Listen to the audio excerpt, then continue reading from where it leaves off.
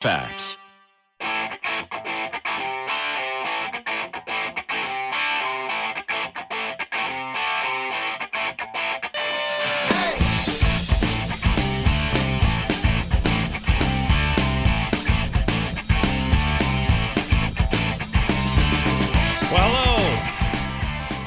Welcome to the Tuesday edition of the Todd Veinotte Show. I'm Dan Ahlstrand, back in the friendly confines of the Rick House studio in Young Tower in the north end of Halifax after our excursion on Friday. It is another warm day for Nova Scotia out there.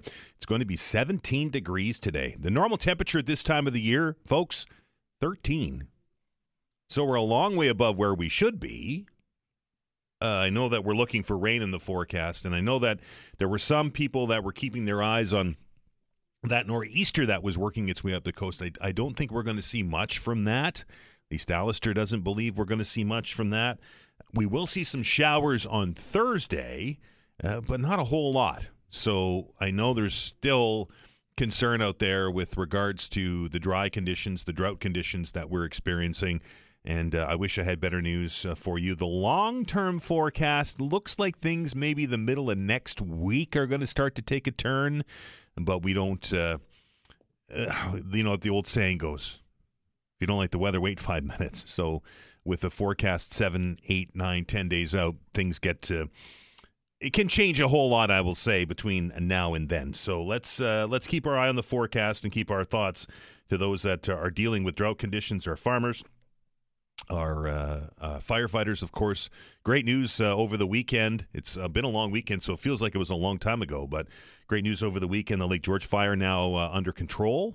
And, of course, we saw earlier or later last week people moving back into their properties. So it looks like that situation it's not out, and it takes a long time to get these fires out. It might not be out until the snow flies or even after. But at least it looks like that fire is now under control and won't grow anymore. But we saw it with Long Lake, where the wind picked up and that fire ignited again. So we will keep an eye on that one as we move forward. I mentioned we're back in the friendly confines of the Rick House studio. We were out in the community on Friday down at the Westin, Nova Scotia. We celebrated our 20th anniversary down there, and what a show, and what an outpouring, and what a turnout. I saw people there I haven't seen for a very long time. I saw a few of you that managed to get down there and popped in and said hello and filled out a ballot and shared some stories with me and with the rest of the team that were there. I'd like to thank each and everybody who managed to get there and join the show.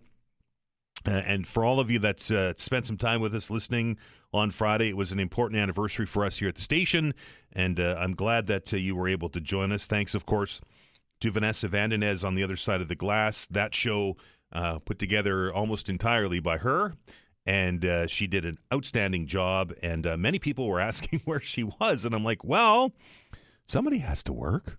So Vanessa, unfortunately, had to stay at the studio for much of that show, or for all of that show, but don't worry, we got her a piece of birthday cake. She's good.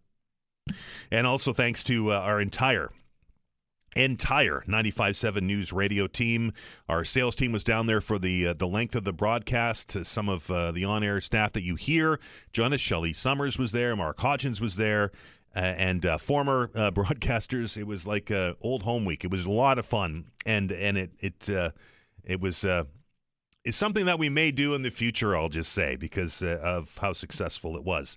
I mentioned earlier that we had a ballot, and there was a door prize there. It's a pretty cool prize, thanks courtesy of our friends down there at the Westin, Nova Scotia. And I'm going to reach into the bucket now. This is the best part of the job. Let me see if I can reach over here and spin the bucket a little bit here, and we'll dig through and we'll open it up. And the slot, they always make these slots too small for my hands. And I'll reach down to the bottom and pull out a ballot. And the drum roll, please. The winner is Ryan Nearing. Ryan, congratulations, my friend, and enjoy your night. And again, thanks to everyone who took part.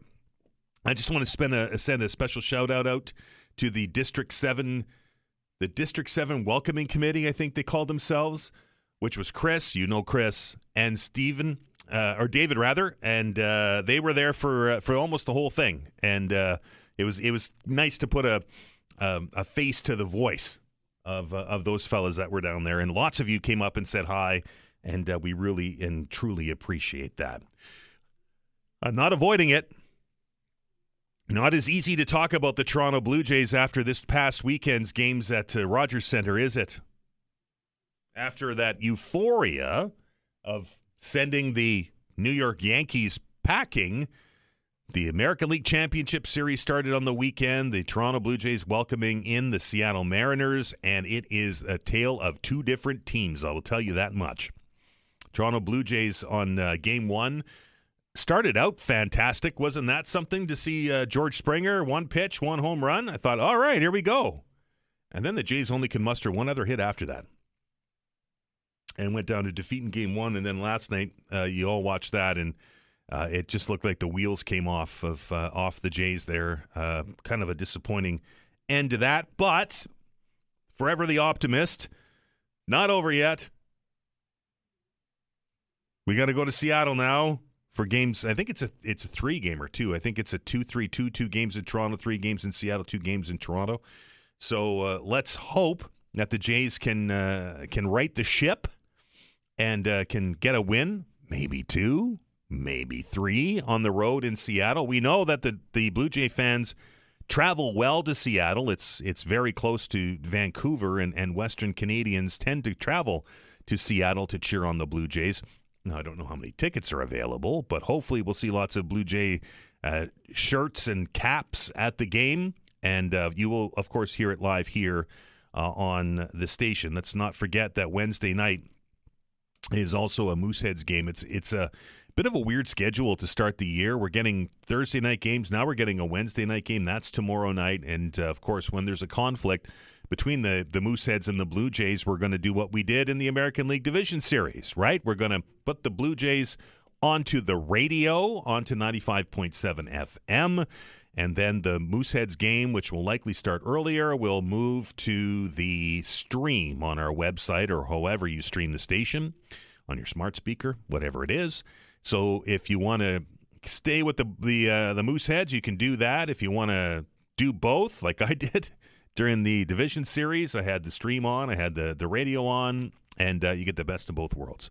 So we're going to do that for you so that we don't miss a second of the Blue Jays as they continue their push to the World Series. That's coming up this week.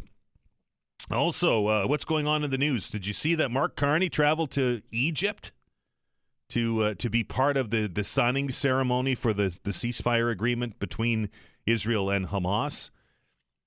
I never really know why these are important for world leaders to go to these things. I get it. It's a show of support. I get it that the world has been working towards and wanting this ceasefire deal to happen. But it just seems like an awful lot of an expense. And this one even more expensive than normal because the Prime Minister was unable to take the company jet. It was busy. The Air Force had it in, I think it was in Japan. So the Prime Minister was unable to take the airplane that he normally does, so they had to charter a corporate jet to get him to Egypt for this thing. And that's going to come with a dollar sign. Now, apparently, and according to the Prime Minister's office, this was all cleared by the Ethics Commissioner. Apparently, they put out bids, and they took the lowest bid, and so on and so forth. But I know that Prime Ministerial travel, is that how you say that, is always a bone of contention with y'all out there, and I wonder where that one sits with you. I get it. If this thing happens, and it happened, under short notice, and if the jet's not available, could the Prime Minister just not send regrets? Say, hey, I'm sorry.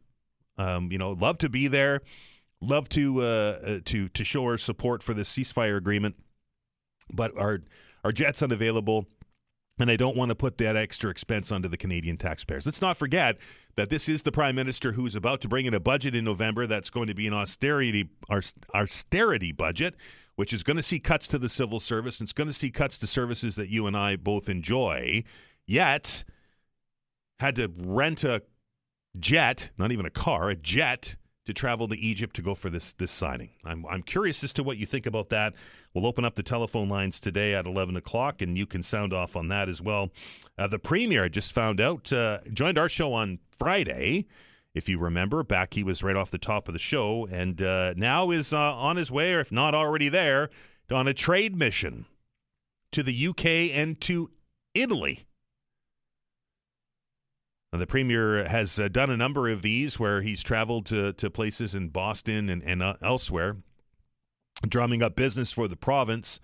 This time around, he's in London. He's speaking to an energy summit. I would assume that his keynote is going to be something to do with his Wind West project that he has been trumpeting, this generational, as he calls it, a build of wind turbines and making much more power than Nova Scotia can consume, even at peaks, and selling the rest of that to Ontario. Of course, this is a green energy summit he's going to, wind power considered to be green energy. I know there are some of you out there that will disagree with that. Anyway, trade missions, are they worth it? There's a bunch of people and other politicians that are traveling with the Premier.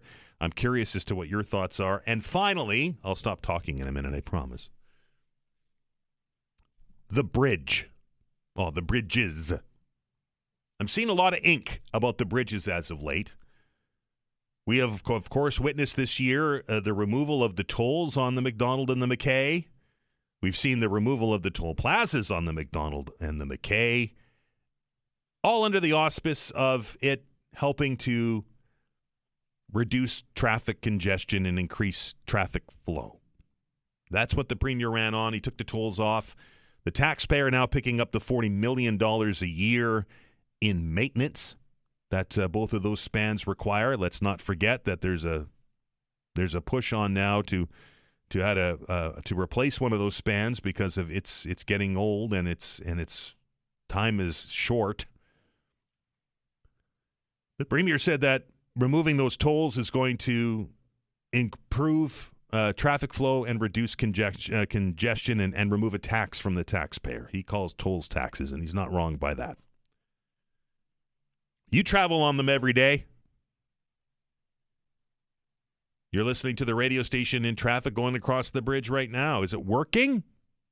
I'm seeing both sides of it. I'm seeing that traffic flow is up. I'm seeing numbers as high as 11,000 additional cars on that bridge.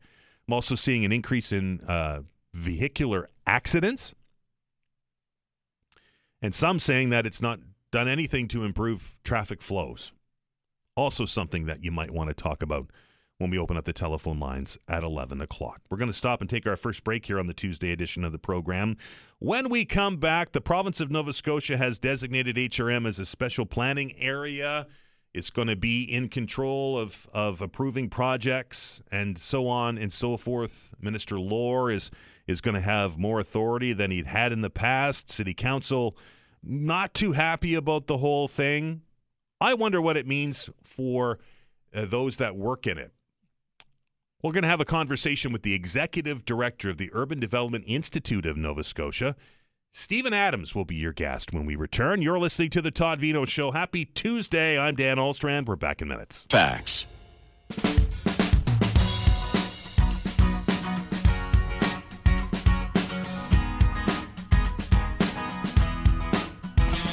All right, welcome back.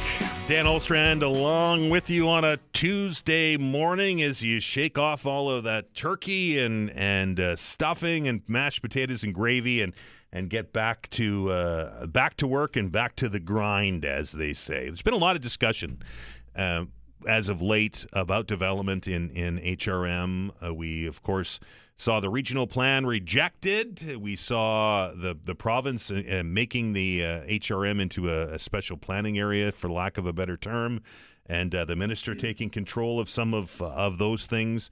We've talked to a lot of people about it from different perspectives, and I'm very happy that our next guest was able to join us on the show today to give us his perspective on things. You remember him as a regional councillor for a long time here in HRM, but he's no longer in that part of the political arena and is now the Executive Director of the Urban Development Institute of Nova Scotia. and that is Stephen Adams. Stephen, how are you? I'm very well, Dan, and yourself? It's been a while. It has been, well, probably over 5 years. Right. Too long, far too long. There you go. I guess, Stephen, we'll set the table and let everybody know what the Urban Development Institute of Nova Scotia is and what it does. I call UDI is a lot easier to say. Right. We work with developers, builders, not-for-profits, architects, you name it, anyone involved in development. We work with them, and we as a united voice, we work with governments, both even at the federal level at times, to ensure that their policies are fair, reasonable, and don't cost a lot of money to the end user, which is the residents, the renters, the leasers. Right. The big discussion point as of late has been the province and been the regional plan getting rejected by the minister, and the minister taking over control-ish of development in HRM. I guess the broad question to start, Stephen, is from a developer's perspective, what does this mean, and are they happy that it's now out of the municipal arena and into the provincial arena? Well, I just want to step back for a second. Sure. HRM is not in a special planning area. That is not the designation. The designation is an interim planning area. Right. Okay? And that simply means that this designation is in place until the minimum planning requirements are approved by council, which they're looking to do by December, right. in December. So all that does, it enables the minimum planning requirements to be put into place. That's it. There's no special planning area. The minister hasn't taken over any planning processes. And one of the things that needs to be raised, the province is coming across as the bad guy here because, these opportunity sites and, in community where I represented for years, the Spryfield Mall and Dennis Road, this is terrible. And council approved those in June. They approved 8 of the 9 sites that were listed. The one they didn't approve is the Melville site. But all of those sites that were listed, council approved unanimously. Now they're upset about it, but those are the facts. You can check page 46 of the document. It's there. Stephen, there's been a lot of talk about this and different people saying there's different motivations behind it. And one of the topic of discussions that I heard or I hear is that the province downloaded the responsibility for protecting shoreline to the municipality, and then the big pushback was on setbacks from water courses. So that wasn't shoreline, though. Right. That was not the shoreline. Those water course setback pushbacks were from streams, rivers, lakes, brooks. Right. They're not the coastal protection. So that's a moot point then. Right. But it is important that you raise the setbacks from water courses. When this was first, apparently I approved this in 2018. It was a part of a 127-page document, and it was mentioned in there twice. Staff didn't put anything in the presentation to council. They didn't put anything in either of the staff reports. It was one sentence or in a summary, so 2 sentences in 127 pages. So I asked, when did 20 meters fail? Crickets. There were no answers to that. I said, if you can't determine where 20 meters failed, how are you going to be able to tell when 30 meters worked? And the best piece of reference they gave me was out of the Great Lakes done by Environment Canada. And I know there are people out there saying, well, more is better. If you talk to, look at, I came from the pharmaceutical background as well. So if someone's taking a medication under that premise, you take 50% more, you're going to be a lot better. Doesn't work that way. So they didn't look at the financial impact. They didn't look at the impact on the development potential. And this is what one of the reasons the minister refused the document, because it didn't go far enough for development. There was not enough in there to say, we're going to help with the housing issues that we're facing. Is that 10 meters a game changer? Is it a deal breaker for some of these developers? I'm working with a client now, a private client, that if that was a 30-meter setback, he would have lost everything. Really? Done. Fall River. And there's others that it would significantly reduce the amount of usable area. But the issue is that where does 20 meters fail? People have said, well, it'll help prevent flooding. I don't see that. I don't want to come across here as an environmental terrorist by any stretch of the imagination, but we hear council always wanted to deal with evidence-based decision-making. There's no evidence to suggest that 20 meters failed. I know that they'll say, I've heard from other individuals and from the Ecology Action Center that the accepted norm is 30 from several different sources. But I want to deal in what is happening here and where does 20 meters fail. And they can't tell me. You have a unique perspective on the regional plan because, this document didn't just happen overnight. It's been before council, I think, when I first got here, that they've been talking about this. Is the regional plan, with the exception of what the minister has pushed back on, is it a good plan? Is it good for development? According to what the minister says, not good enough, right? I mean, it was a 1,921-page document, right? And the other point in there, one of the reasons that it was refused, is that every single, if you have a multi-unit building, 50 parking spaces, all of them had to be EV ready, every space. That's between $5,000 and $10,000 a piece, including affordable housing units, any kind of housing. And these are the situations where the market should be able to decide. I've spoken to a few of our developers who retrofitted their buildings. One fellow put in 120 spaces with EV chargers. If 20 are being used, that's a stretch. And for further perspective, our office is at Duke Tower, which conveniently is just above HRM's offices. Right. And there's 1,750 spaces, and 6 have EV chargers. And at any given time, only 3 are used. Let the market figure out how many chargers are required per building. Because if you have an electric vehicle, you surely aren't going to rent in a building without a charger. The reason why we're having this conversation today is I watched council debate on Dartmouth Cove last week, and I saw you in the crowd. Yeah, I'm like, hey, there. I haven't talked to Stephen for a while. Let's focus a little bit on Dartmouth Cove because there's a battle happening there, and I don't think it's over yet about jurisdiction and high water marks and working harbors and such. There's still, I think there's 9 property owners that are impacted by that. What are your thoughts on council's decision to protect the Dartmouth Cove? You didn't add the other 300 factors in this. There's so many moving parts here, and I'll first call out Sam. Sam Austin did an incredible job representing his residents. He certainly did. I'm not versed well enough in this to make an informed decision. That's why when I spoke, I said, look, why doesn't everybody take a step back? Because it's a highly charged, highly emotional topic with, people on, I listened to a few people saying that this is killing the water, but back in the early 90s, we ran into the pyritic slate or acid-bearing rock issue with Bears Lake. Right. And there were 2 ways to fix it. Cap it with asphalt or put it in salt water. I'd say that Fairview Cove has mostly pyritic slate. So I would have really preferred them to take a step back and find out, okay, what are the common areas here?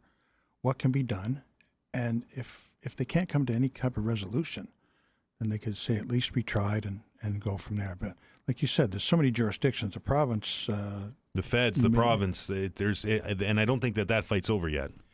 No, I don't believe it is. I know that the proponent had permits to do what they wanted to do, and then that could change. And the province, I don't know if there's a provincial interest or not.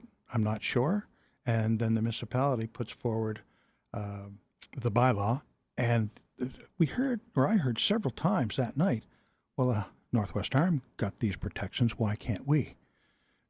And on the surface, it sounds quite reasonable. Draw that conclusion. But there were some other, and I don't recall them at the time, right now, but there were other issues that were raised with the Northwest Arm that they applied there and didn't apply to this particular scenario. So stay tuned on this one. It's going to take some time. Stephen, we're out of time. I appreciate you stopping by today, and I'm sure we'll have further discussions as we move along. I hope we do. Anytime. That is Stephen Adams. He is the Executive Director of the Urban Development Institute of Nova Scotia. We're going to stop, take a break for the news. You're listening to The Todd Veinotte Show. I'm Dan Alstrand. We're back in minutes.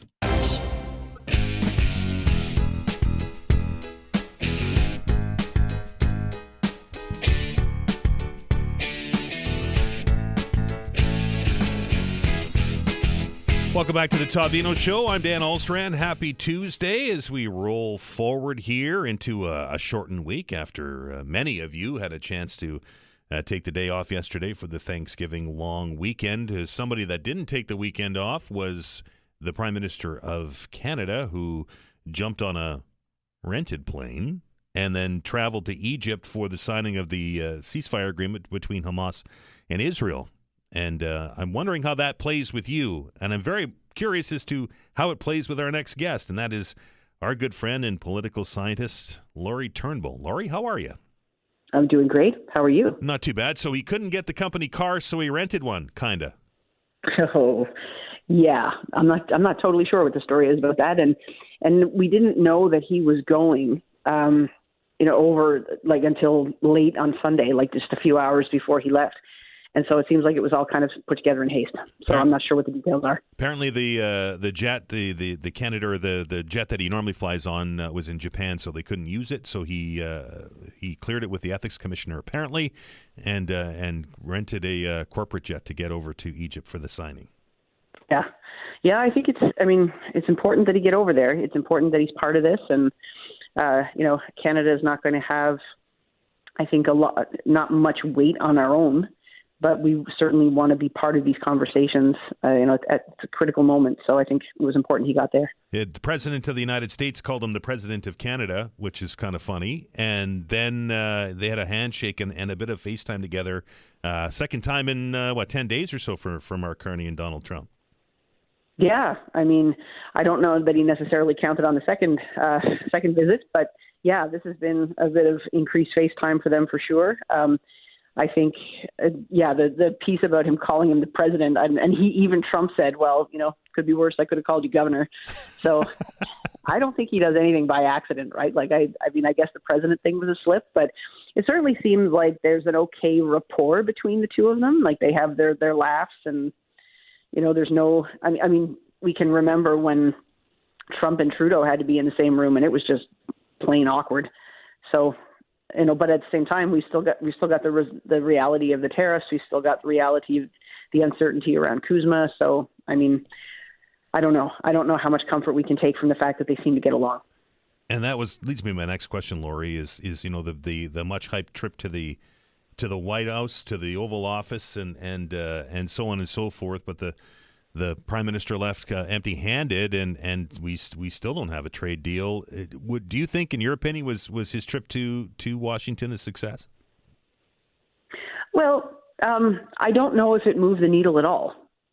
Like, I don't know if it was a success, I guess, in the sense that nothing seemed to be made worse. But on the other hand, I think as soon as it was announced that he was going, people will have expectations that the trip must be for something. Right. And right. And then people start to think like, okay, what are we going to get out of this? And is there going to be some relief on steel and aluminum tariffs? Is there going to be something on the whole package, in terms of setting up the Kuzma conversation? Like, what can we get out of this? And it's normal for us to have those kinds of hopes and assumptions, particularly when the government doesn't say anything to counter that. Right. So it would have been one thing if the PMO said, look, the Prime Minister is going down to talk to President Trump. They're going to have a working lunch. He's going to take an entourage with him. This is a working meeting. This is just, keeping the trains running. Don't get excited. We don't really expect anything to come out of this. We're just sort of making sure that the relationship is still working. There's nothing wrong with saying that, but they don't say it. No. And so then everybody's like, okay, so what do we get? Nothing? Oh. And so then the headline is Carney comes home with nothing. Right. Was it me, or did it feel like from visit 1 to visit 2 that Mr. Carney's kind of buying into to what is becoming the playbook for Donald Trump, and that's, you just all kinds of platitudes and so on and so forth, and bend the knee kind of thing to get what you want with the president? It seems that, yes, like that the Prime Minister has observed that there's nothing to be gained from taking any kind of a shot at President Trump. Not that he would do that, but I mean, as soon as President Trump feels some kind of slight, he's going to react. He's going to retaliate. And so there's sort of this sense of tiptoeing around him to make sure you don't poke the bear and make things worse. And it does seem that the Prime Minister has a knack for that he will sit there and he lets President Trump have the room. He lets him do most of the talking. And he interjects with his, with some facts and things, and he interjects with a very different concept of the relationship between Canada and the U.S. Like Trump sets up this sense that we are in conflict. Canada is being subsidized by the U.S. The relationship is to the U.S.'s disadvantage. We have to correct that, all that kind of thing. And so it's very zero sum. And then Carney jumps in with points around actually the relationship is cooperative. It always has been. We both are better off doing this. And so those sorts of moments, I mean, they can both have their own perspective, and they seem to be able to keep the relationship intact. And Carney's able to make those points without Trump flying off the handle. But at the end of the day, it strikes me that in terms of their starting points, they're still very far apart. Those are totally different conceptions of the relationship. Lori, how does that play at home for Prime Minister Carney? We saw the elbows up and the commercials and that our relationship has changed forever. And then when we see him down there with its more conciliatory tone with the president, does that hurt Mark Carney at home? I'm not sure if it hurts him because I think the more people have gotten used to Trump's second term as president, the more I think people have some understanding that the Prime Minister is trying not to make things worse. And I also think that he has a good partner in Ontario Premier Doug Ford, who will take the shots at Trump. Because he's not the Prime Minister. He's not the Prime Minister, so he can do it, and it doesn't have the same kind of damaging effect on the relationship. Like Ford can go off a little bit and talk about, we should be hard, we take a hard line. We should be, doing counter tariffs. We should be doing all this stuff. And that kind of keeps everybody's morale up a bit and doesn't cost Carney anything. But I think what's going to be more tricky is that there's no sense of a commonly held understanding of what our approach is really with the U.S. and what we think we can get out of it. I mean, clearly, Donald Trump thinks that tariffs are working.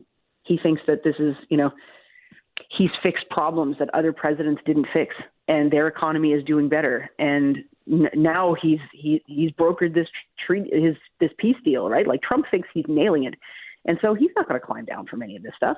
And so it doesn't seem to me that the Prime Minister has a clear narrative about, okay, so then what, right? Like I just don't know if people really, how much longer can he go and come home and not have any movement, right? And people keep thinking it's worthwhile for him to keep talking to Trump. But I mean, he doesn't really have a choice, so it's a weird one. Domestically, we know that the budget's coming up here soon. We saw a couple of maybe hints or preview items earlier this past week from the Prime Minister. Lots of indications that this is going to be one of those austerity budgets, and there's going to be some cuts made. Anytime you talk about austerity, that doesn't play well politically, but do you think that the Carney's got enough of a position that's not going to hurt him too bad in the country? I think it depends. I think we can already see that all that kind of really positive goodwill and trust that he seemed to have at the beginning, that was always going to erode a little bit, and we can see that that's happening. And so I think if a budget comes down, depending on what the cuts are, depending on what there is for people to understand that they like what is there in the budget that's going to help people with the affordability crisis. Mm-hmm. Like he can cut some things, but he's got to put something in there that makes people think he understands what people are going through. Like that's what the big part of what ate the Trudeau government is this sense that they were tone deaf on the affordability crisis over and over again. They didn't get it, right? Like that was the common reaction, right? Was they're not saying things that make people understand what it's really like to be living this. And so if Prime Minister Carney comes off in a similar way, he could land himself, in a bit more hot water with the electorate. I mean, I don't see an election around the corner, to be honest. So on some level, if the polls start to look less favorable for him, there may not be a consequence to that, at least not anytime soon.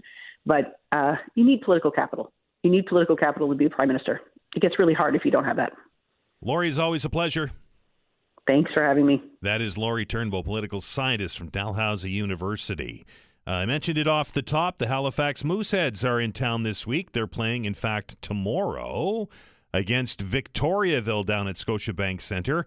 The game is 6:30 on a Wednesday night. If you want to go, here's an opportunity. A pair of tickets to see the Mooseheads entertain Victoriaville tomorrow night, Scotiabank Centre. Caller number 5 is the lucky winner. 902-405-6000 or 1-877-801-8255. Pair of tickets. Mooseheads, Victoriaville, tomorrow night. See you there. We're going to take a break. We're back in minutes.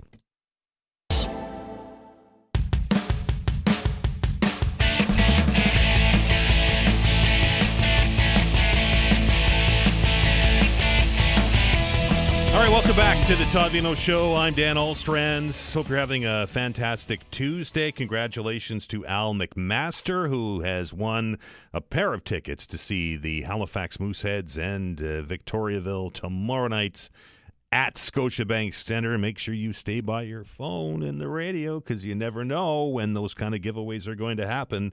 And those are going to happen right throughout the season. Go, Moose, go. It's going to be a sporting paradise. Oh boy, we've got NHL hockey, we've got Mooseheads hockey, we've got the American League Championship Series, the National League Championship Series, CFL's in playoffs, the NFL's underway. There's more sports than one can shake a stick at, so to speak. And we're very happy, of course, to be home to the Mooseheads and home to the Blue Jays. And very quickly, before we jump to our next guest, we'll be able to provide you both when the Jays and the Mooseheads have a conflict. We're going to put the Moose onto the stream, the Jays onto the radio, so that we will be able to get the best of both worlds. Easy for me to say. This from our website, halifax.citynews.ca. Mail delivery set to resume on a limited basis after the union representing Canada Post employees announced it would transition from a countrywide strike to rotating stoppages. That began on Saturday morning. The decision will get mail and parcels moving again, even as the Canadian Union of Postal Workers said rotating strikes will begin at 6 a.m. local time. That was Saturday. Canada Post said in a statement Friday afternoon it welcomes back employees and that plans are underway to ensure a safe and orderly restart to their national operations. It said postal services begin to resume this week. Very pleased and to welcome into the studio from the union, CUPW, and that's Jim Gallant. Jim, how are you? Oh, it's one of those days, Dan. I hear you, brother. I really do. Anyway, Jim, let's take a look at locally here. I came to work this morning, obviously, took a look over across the street there, and I didn't see any picket signs up, so strikes aren't happening here, and the mail is moving? Yeah, so the only office in Atlantic Canada is St. Anthony, and right up at the top of Newfoundland. That's out today. Right. They were out all weekend, so we're a bit confused. Canada Post puts all those nice fuzzy words like safe and orderly return to work. Like you're near Almond Street there. Yep. Basically, our people walk in the door. The mail that was sitting there when we left is sitting there, and we pick it up and we start moving it. I'm not sure what their deal is, but we went back in Saturday morning. In Halifax, there's not a shift until Sunday, but mail would have been moved Sunday night. They had an opportunity yesterday to call people in. They didn't. So now we're hearing that there's very little mail delivery today. Trucks did not move from Halifax to the other offices in Nova Scotia, from Yarmouth up to Sydney. Those trucks didn't move. Usually they would. There would be a truck to each of those locations, and that means that the only mail in those locations is the stuff that's just in that office already.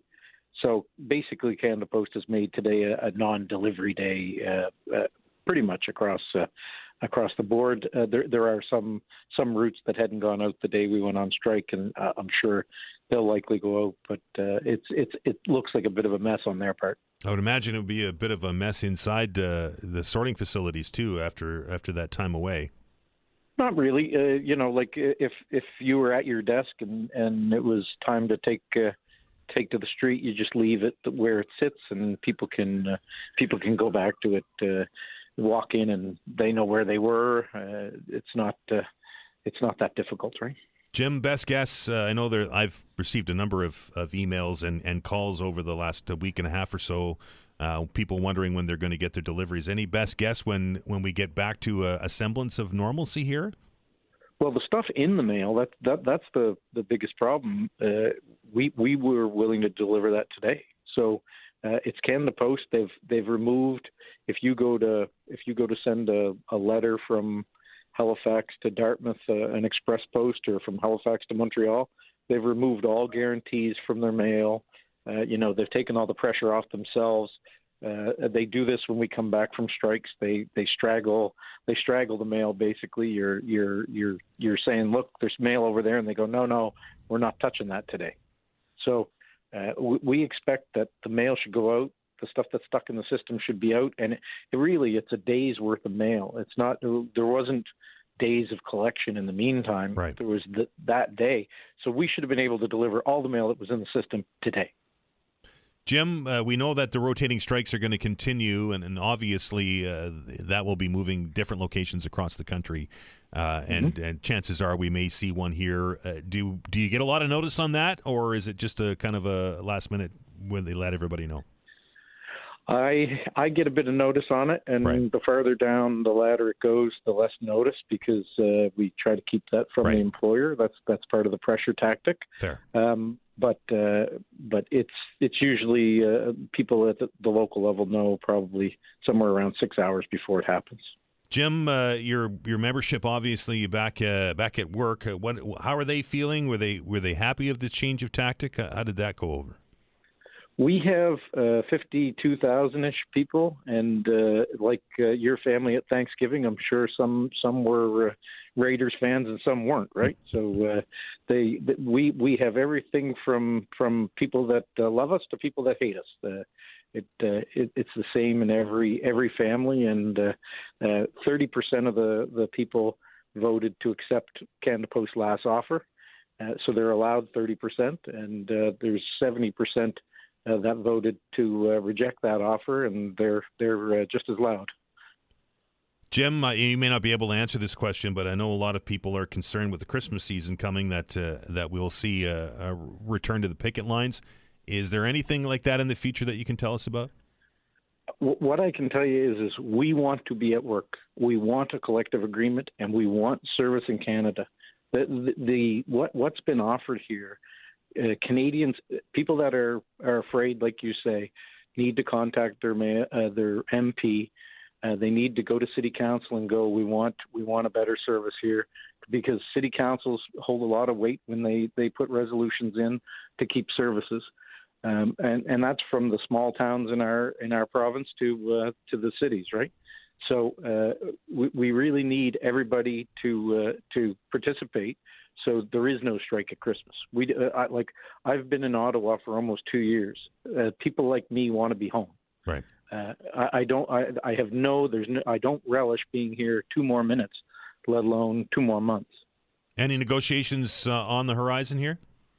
Well, we're bargaining with ourselves at this point. Canada Post gave us an offer in May that was rejected 70% by the membership, and they gave us the same offer back, except on top of it, they're going to cut 10 to 15,000 jobs. What do you think the answer is? Right. And I asked you this. Sorry, Jim. Go ahead. We need them to come with an offer that can be ratifiable by the membership, because they're not going to accept anything we put on paper, because the government, their big brother, is right behind them and saying that they're going to cut the service.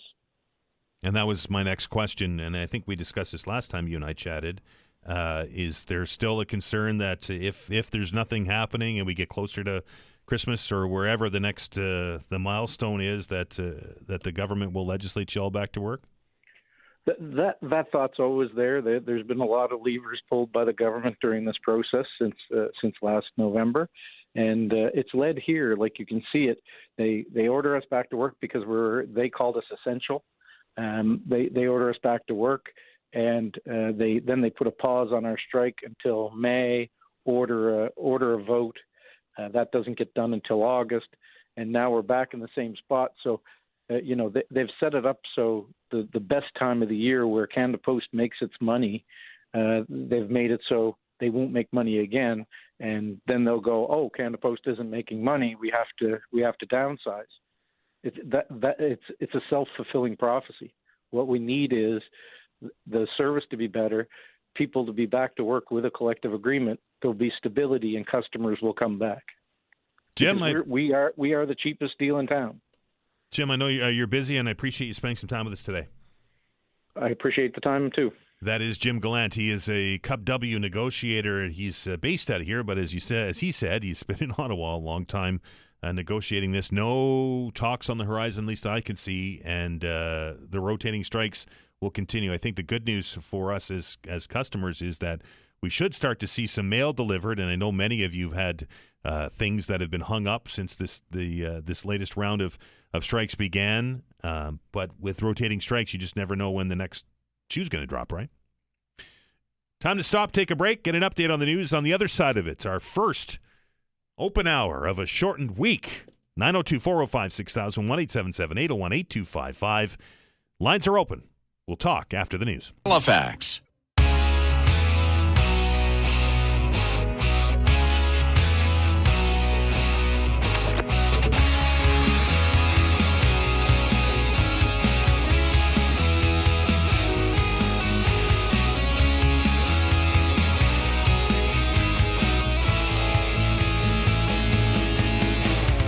Welcome back to the Todd Veinotte Show. This is the Tuesday edition of the program. Hope you're having a fantastic day. Beautiful, sunny, warm day out there. 17 degrees is expected to be the high temperature today. It's like 5 degrees or 4 degrees above where it should be this time of the year. It looks like we're going to see that for a couple of days.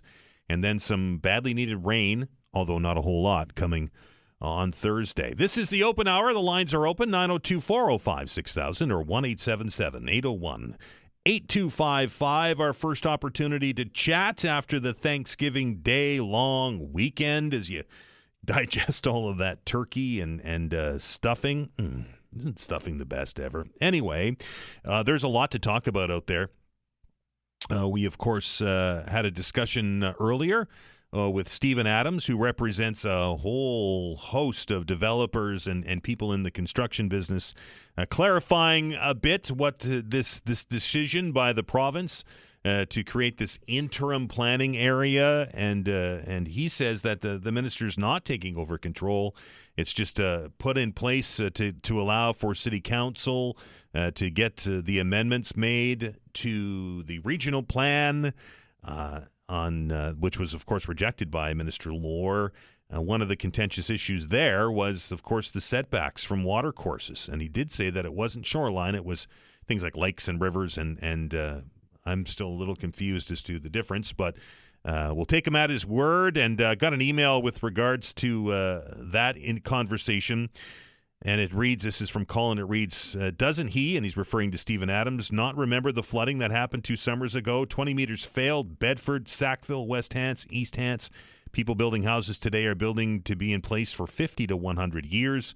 Once in 100-year events are becoming more frequent due to climate change. We absolutely need to be further away from any bodies of water when building. If we want any chance of mitigating losses in the future, Colin writes, we need horizontal and vertical setbacks from water courses. 902-405-6000 or 1-877-801-8255 if you want to discuss that. And I threw this out there off the top of the show, and I know that many of you, I'm looking out my window right now, are in your cars and are dealing with the congestion that is Halifax.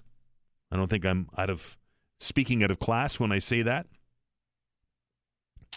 The bridge tolls. The Premier took the tolls off the bridge. It was a campaign promise that happened very early in this latest term. Took the tolls off, took the toll plazas out, and sold it to us as a way to improve on traffic flow and to stop the congestion.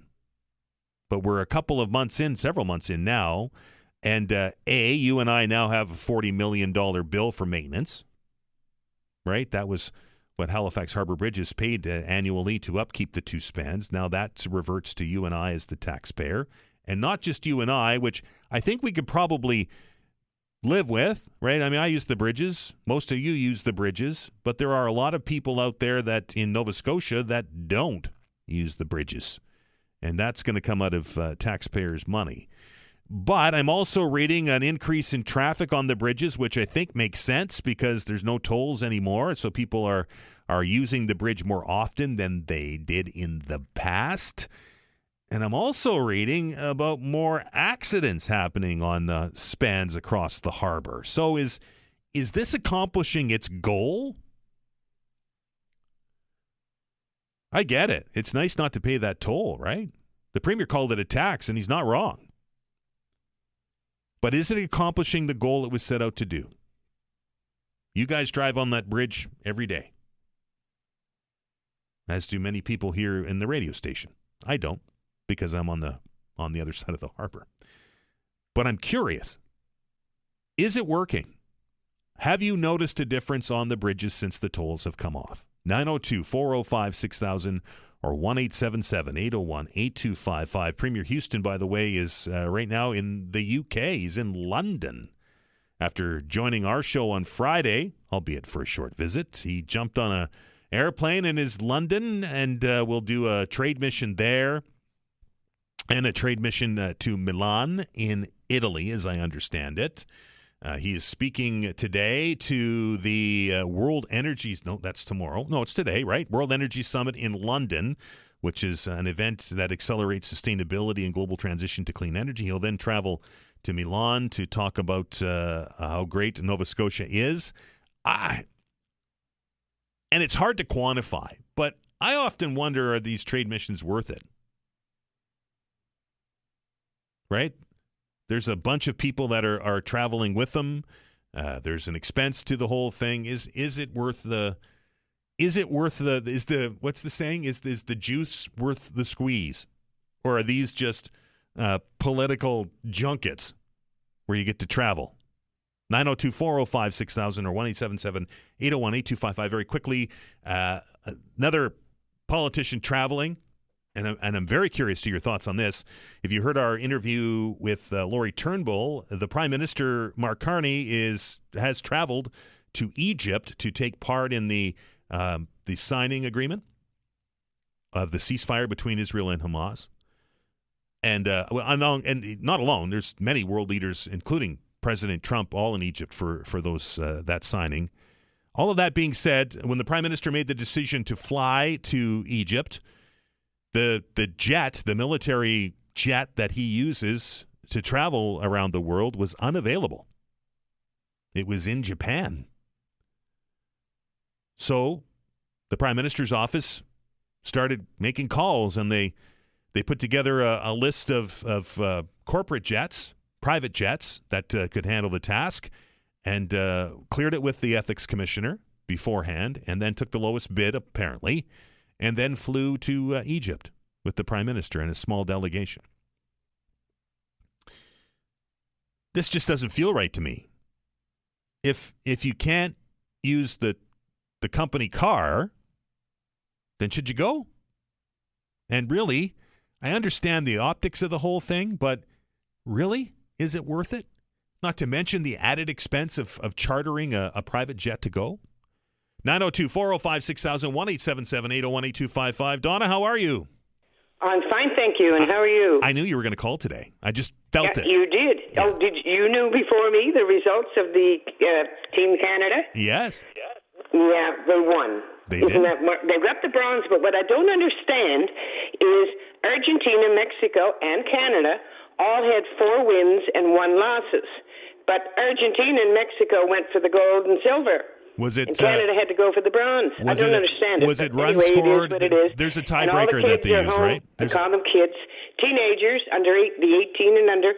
They're all home, safe and sound. They had a great trip, and they won a medal. There you go. Congratulations to all these teenagers all across Canada. It was an honor to be chosen. And 5 of our 5 on the team, that's a big number, were all from Nova Scotia. Awesome. Yep.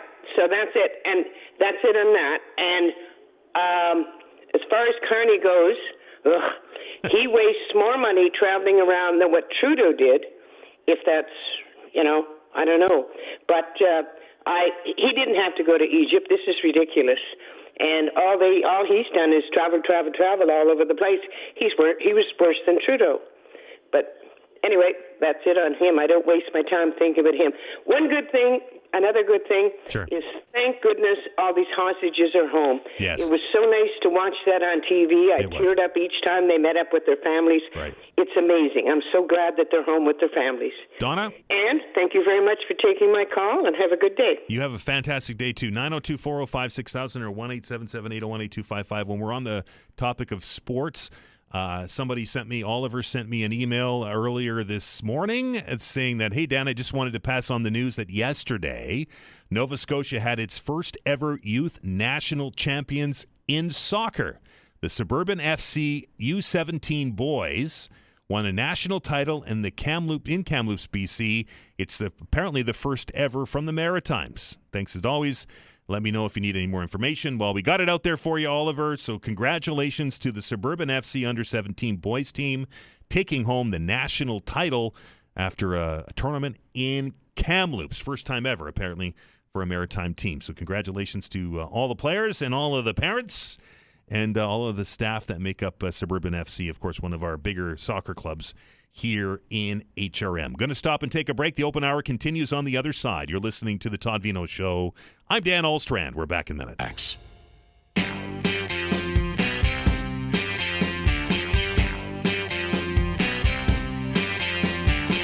Welcome back. This is the Todd Veinotte Show. It is the open hour. The lines are open, 902-405-6000 or 1-877-801-8255. Let's go right to the phones. We welcome Lil to the show. Lil, how are you? Oh, I'm fine, Dan. My first time talking to you, but I think it was the last time I called, it would have been with Rick. Oh, boy. And it's been a while. I've been a long-time listener, and even before Rick. I can't remember who was before Rick. Andrew Crystal or Jordy Morgan, one or the other. It would be both of them. Fair enough. Both of them. So I want to read you a little clipping concerning taxes. Now, I've had this in my file. You know Ann Landers, columnist. Yep. It's from her. I've had this in my filing cabinet for probably 25 years, maybe 28. It was originally printed in the 30s. Okay. So I clipped it because it just holds true even till today. So this is how it goes. Gentlemen, it is impossible for me to send you a check. My financial condition is fragile due to the effects of federal laws, state laws, county laws, corporation laws, bylaws, brother-in-laws, mother-in-laws, and outlaws that have been foisted upon an unsuspecting public.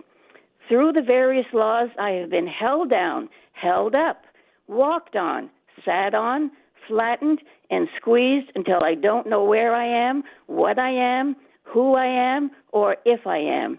These laws compel me to pay a merchant's tax, capital stock tax, real estate tax, property tax, auto tax, water tax, gas tax, light tax, cigarette tax, street tax, road tax, school tax, sale tax, occupation tax, processing tax, gasoline tax, personal property tax, state income tax, state franchise tax, electricity tax, federal income tax, cotton tax, payroll tax, old age pension tax, and I almost said carpet tax. I am suspected, inspected, disrespected, examined, and re-examined until all I know is that I'm supplicated for money for every known need, desire, or hope of the so-called human race. And because I refuse to go out and beg, borrow, or steal, I am cussed, discussed, boycotted, talked about, lied to, lied about, held up, held down, and robbed until I am plumb ruined. The only reason I am clinging to life is to see what the hell is coming next, signed by an Iowa taxpayer. I had to call and read it. Fair enough, Lil. I appreciate it. Okay. Thank you. 902-405-6000, 1-877-801-8255. There's a lot of truth to that, is there not? Isn't it seem that every time we turn around, somebody's got their hand in our wallet? Let's welcome Chris to the show. Chris, how are you? I'm good, Dan. It was nice to meet you the other day. Yeah, I'm glad you were able to stop by on Friday. Yeah, I wouldn't have missed it for anything. You're actually much more dapper and debonair than I expected. Well, there you go. You should see me today. I'm in my jammies. No, I'm kidding. Well, there you go. I'm sure you're dapper and debonair nonetheless. Fair enough. What's on your mind today, Chris? Excuse me. Well, as you know, or I think you know, I voted for Tim Houston, and I'm not the kind of person that's blind to everything that the person that I vote for or that I happen to have liked at the time do. The bridge tolls, I was totally against him removing them. There was no need of it. People weren't clamoring for that. That's not something that we had to do. Don't do things that you don't need to do. I mean, they all make promises about getting in and stuff and what they're going to do if they get in. Half of the time or more, they don't do they don't keep the promises. In this case, I just don't understand where he came up with that, how he thought that was going to benefit him, and really, I don't think it did benefit him. I never minded paying $1.25 to go across the bridge each way. I go several times a week. No big deal. It has to be paid for. I would rather have a user pay tax type system rather than the system that we have now. But I want to give you an example of where, excuse me, I want to give you an example, Dan, of where he's cut to get some of this money from. I don't know if you've ever heard of the HART program, the Heating Assistance Rebate Program. Yep. Oh, yeah, are you somewhat familiar with it? I am. Well, in 24-25 winter, you could qualify to get $600 free money from the government. I say free with a caveat. Yes. And in order to qualify, you had to be paying for your own heat. Didn't matter whether that was oil, nat gas, propane, electric, or wood. However you heated your home or your apartment, if you qualified on an income basis, being single with an income of $55,000 or less, or a family with an income of $75,000 or less, you'd get $600 mailed to your account or transferred, however they did it. No questions asked. You just had to qualify income-wise and pay your own heat. Now that's changed. For the winter of 25-26, you can qualify but only get $400. But this is the important part. Yep. Now a single person is not allowed to make $30,000 or more. You have to be under $30,000 a year. Previously, it was $55,000. Right. Families, your income has to be under $45,000. Before, it was $75,000. Now, that in itself may not seem like a lot to a lot of people, but when you're talking about money that the lowest income people, and a lot of these people were seniors trying to stay in their homes and so on, as well as low-income people, the working poor, if you want to call them that, and there's more and more people every day that have to pay, even if they rent, have to pay their own heat. Landlords have changed that. It used to be the day when you rented an apartment, literally every apartment in town, the landlord paid the heat, especially on the bigger buildings. It's not like that anymore. They're building these buildings with electric heat. Heat pumps. Heat pumps and so heat, Yep. Exactly, but that's still electricity. It's on your light bill, your electric bill. Yep. So a lot of people may not even be aware of this heating assistance rebate program, but I urge people to look into it. It was a double whammy, right? They lowered the amount and lowered the threshold. Well, Dan, I don't know, and I came across this purely by accident, and I haven't had time, and I wish someone would get on that knows more about it than me. Maybe your station can get them on to explain this sort of thing. But basically, when you're taking the income and dropping it from $55,000 for a single down to $30,000, and $75,000 for a family down to $45,000, you're probably wiping out well over 50% of the people that would previously have qualified for that program. Right. And how many people under $30,000? Let's take the apartments in Halifax. $30,000 a year. That's $2,500 a month. My God, rents are $2,500 in some apartments. Yes, sir. You're correct. So anyone a single person making $30,000 or less, probably won't be ever able to take advantage of the heating assistance rebate program now because they can't afford to rent a place where they would be paying their own heat. Maybe they're sharing, renting a room in someone's home or something like that. And families, can you imagine a family now, instead of making their $75,000, you're only allowed to make $45,000, and then you're cut off from this program. Yeah. That's ridiculous. There's so many people that were depending in the middle of the winter of getting that $600 check or payment from the government, a tax-free payment. That means a lot to a lot of people, and it just seems to me that low-income people and seniors in particular are being completely forgotten by all levels of government, and that has got to stop because we're giving away so much money in foreign aid and all kinds of places that, in my opinion, we don't need it. Carney taking his trip to Egypt, how much was the price of the corporate jet? Exactly. You don't know. Lori didn't know. I don't know. They haven't told us that. No. And now I know that for him to fly in a government plane is not free either. No, but and they're already paying for the plane, right? So exactly. So now now we have an additional expense that we didn't budget for. Hey, Chris, we're out of time, man. I appreciate it. And your pilots are on call. They're there. They're being paid anyway at his demand. Have a good one, sir. Thank you, Dan. 902-405-6000, 1-877-801-8255. The open hour continues after the news.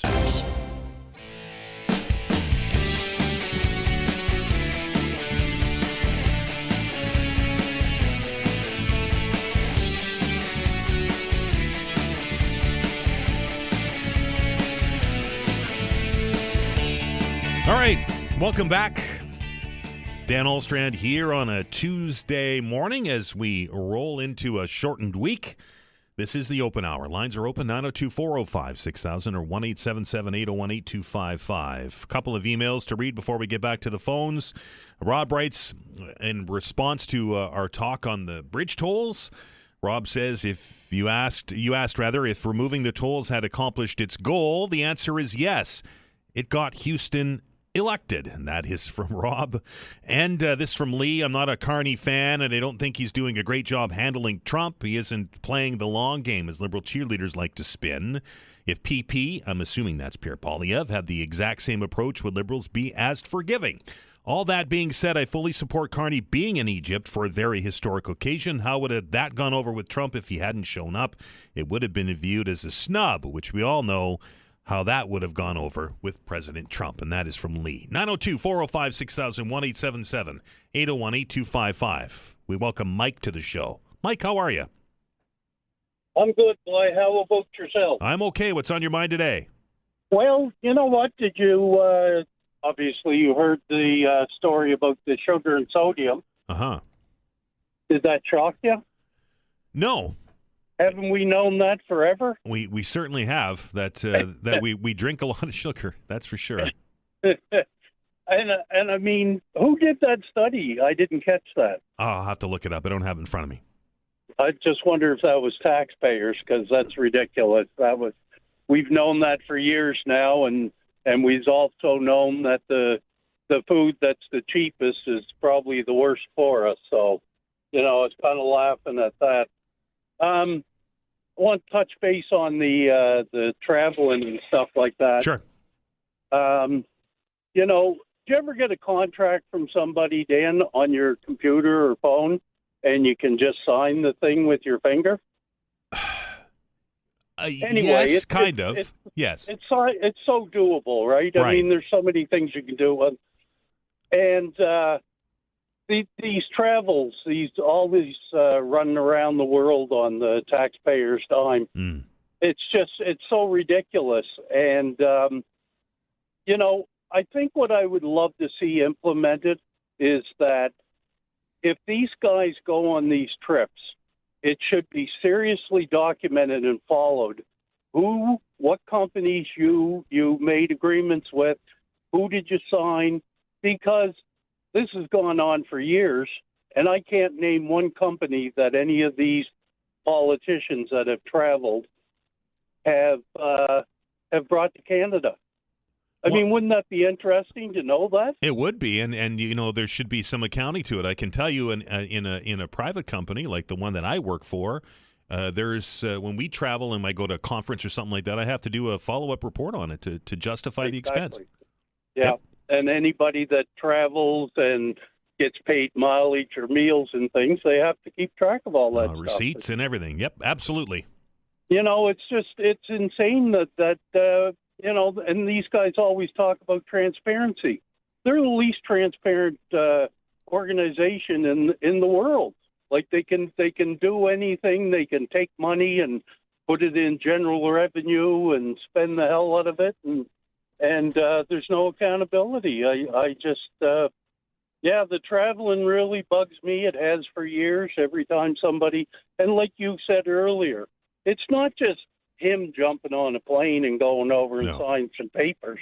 It's a whole slew of people that we're paying for the travel around. And did you have any idea, Dan, like how much or how many would be in one of those entourages? I think it varies on what the event is, but for this one, because they had to use a smaller jet, I don't know. I know the media didn't travel. Yeah, like how many of that people would be with them? Like, would it be 2 or 3 or 5 or 10? I think it all depends on the trip and on the tour. Mike, I appreciate it. I'm going to put you on hold here.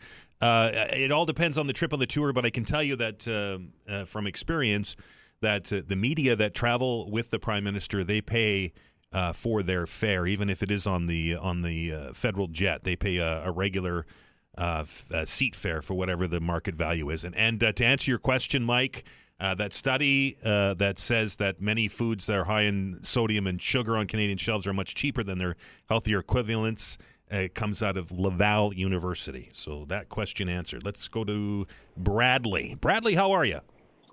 Good. How are you doing today? Good. What's on your mind? I just wanted to. I was listening to Q104 this morning, and they had a ad there for Canada Post. And did you know there's 228 Canada Post locations in Nova Scotia? Sounds like a lot, doesn't it? 228 locations that you can go drop off a letter in Nova Scotia. That's 100 locations more than Tim Hortons has in Nova Scotia. Canada Post has 3,000 for every 3,500 people in Nova Scotia. They have a location. But yet there's only 128 Tim Hortons locations, which I'm sure profit a lot more than Canada Post. Right. But we're staffing 228 Canada Post locations, but yet they think it's, oh, no, we need to keep all those workers. That's a fair point, Bradley. Appreciate it, sir. 902-405-6000, 1-877-801-8255. I'm sure there's probably a formula, right, for over X amount of people that an area holds or has contained in it. I would imagine that that's what that is about, but it certainly is worth investigating if that is where the savings is at. I mean, the federal government's been pretty clear that we're going to move away from home delivery, right? Like, period, into these super boxes. Even if most of the places outside of the peninsula already have them, there's still a number of people that get home delivery. And if the federal government has its way, that's where that's going to go. Where are we here? Let's go to Gordon. Gordon, how are you? Oh, not too bad, Dan. Yourself? I'm good. What's on your mind, sir? Listen, I should have waited till the counselors are in there, but I was just wondering, when they go on committees or the police commission, do they get paid extra? I don't know the answer. I would assume, but I don't know for sure. Okay. I was just wondering. That's just a question. The other one was on Mark Carney. England warned Canada about that all he wanted to do was travel around the world and then come home and borrow money. Okay. And that. I'm just saying. It's just a statement. It's not a question. Oh, okay, fair. Yeah. That's all I wanted to say. Well, the other thing was, but this is kind of embarrassing. I used to raise goats. Okay. Nothing embarrassing about that. Well, yes, well, it might be for you. What? When I had goats, the little goats, they called them kids. Kids, yep. Yeah. Well, now everybody calls children kids. Right. I don't know. Is it easier to say kids or children? I think it's just a slang term, Gordon. I really do. I think so. All right, man. Okay.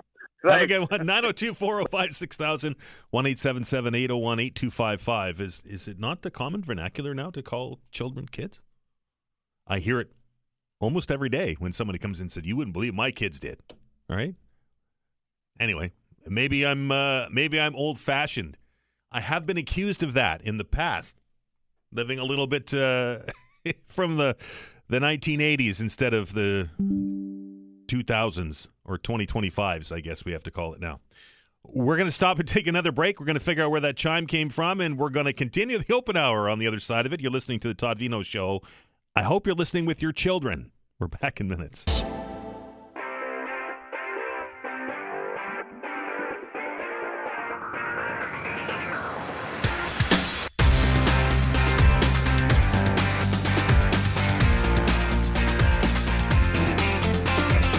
All right, welcome back. Dan Olstrin along with you here as we roll into a Tuesday. And does this not just like, and I'm sure I'm not alone in this, but when we have holiday Mondays, and don't get me wrong, we're very lucky to have them. I know some people don't get them, and that is unfortunate. But when we get them and it's on a Monday, for whatever reason, my whole internal clock gets misaligned. Right? I keep thinking it's Monday. But anyway, it's Tuesday, and that means, of course, coming up after the news at noon, we're going to welcome Rob Thacker into the studio, and we're going to do another edition of Science Files, and I know that you're looking forward to that, and if you have a science question, get ready. We're going to do that in about 15 minutes' time. A couple of emails, or at least one email to read before we go back to the phones. This is from another Rob. It says, I hear outrage about our Prime Minister flying to a meeting of world leaders amidst political cuts to federal jobs, but not as much outrage about our Premier flying to Europe on a trade mission amidst a huge budget deficit. Both trips are entirely appropriate. I suspect the selective outrage has more to do with a political point of view than budget implications, which are minuscule given the broader budgets involved. Right. And that's the counter argument, is that all of the travel on both levels of government, be it the provincial level, we know the Premier likes to travel too. Wasn't it that we just had a session of 8 days and he was absent for 2 because he was in Ontario on a drumming up business out there? And I get it. And even in the private world, in the corporate world, travel has been used to drum up business or to network or whatever. It's a common occurrence, and the actual cost of that travel based across the entire budget of the province, or even bigger across the country, is essentially a rounding error on an accounting form. But that all being said, when we're getting into areas where, in the federal case, where we're looking at making some significant cuts, particularly to people's jobs, the optics of it look awful, right? It looks absolutely awful. And when the Premier and the finance minister here in Nova Scotia unveil a $1.2 billion deficit, and we're told, don't worry about it. Then, he travels to London and then to Italy. The optics look bad, right? I think Nova Scotians and I think Canadians in general can understand the need to save money. We've been doing it for a long time, but it's hard to swallow when we see all this going on. 902-405-6000, 1-877-801-8255. Mike's been on the line for a while. Mike, how are you? Good, Dan. How you doing? Good. What's on your mind today, sir? So I'm retired now, and I don't drive over the bridge as much as I used to, but I do drive over on a regular basis to pick up my granddaughter and bring her to Dartmouth. And my anecdotal evidence is that removing the tolls has sped up traffic on the bridge. Obviously at rush hours, it's still going to be crazy busy. But I'll pick her up at 4:00 on a Friday, and it may be slow moving, but it's moving. Right. I remember when the tolls were still there. Yep. If I left Halifax at 4 to come over to home to Dartmouth, the traffic was bad, and it was stop and go. And I do find that you're right now basically you're riding the brake, but it is moving.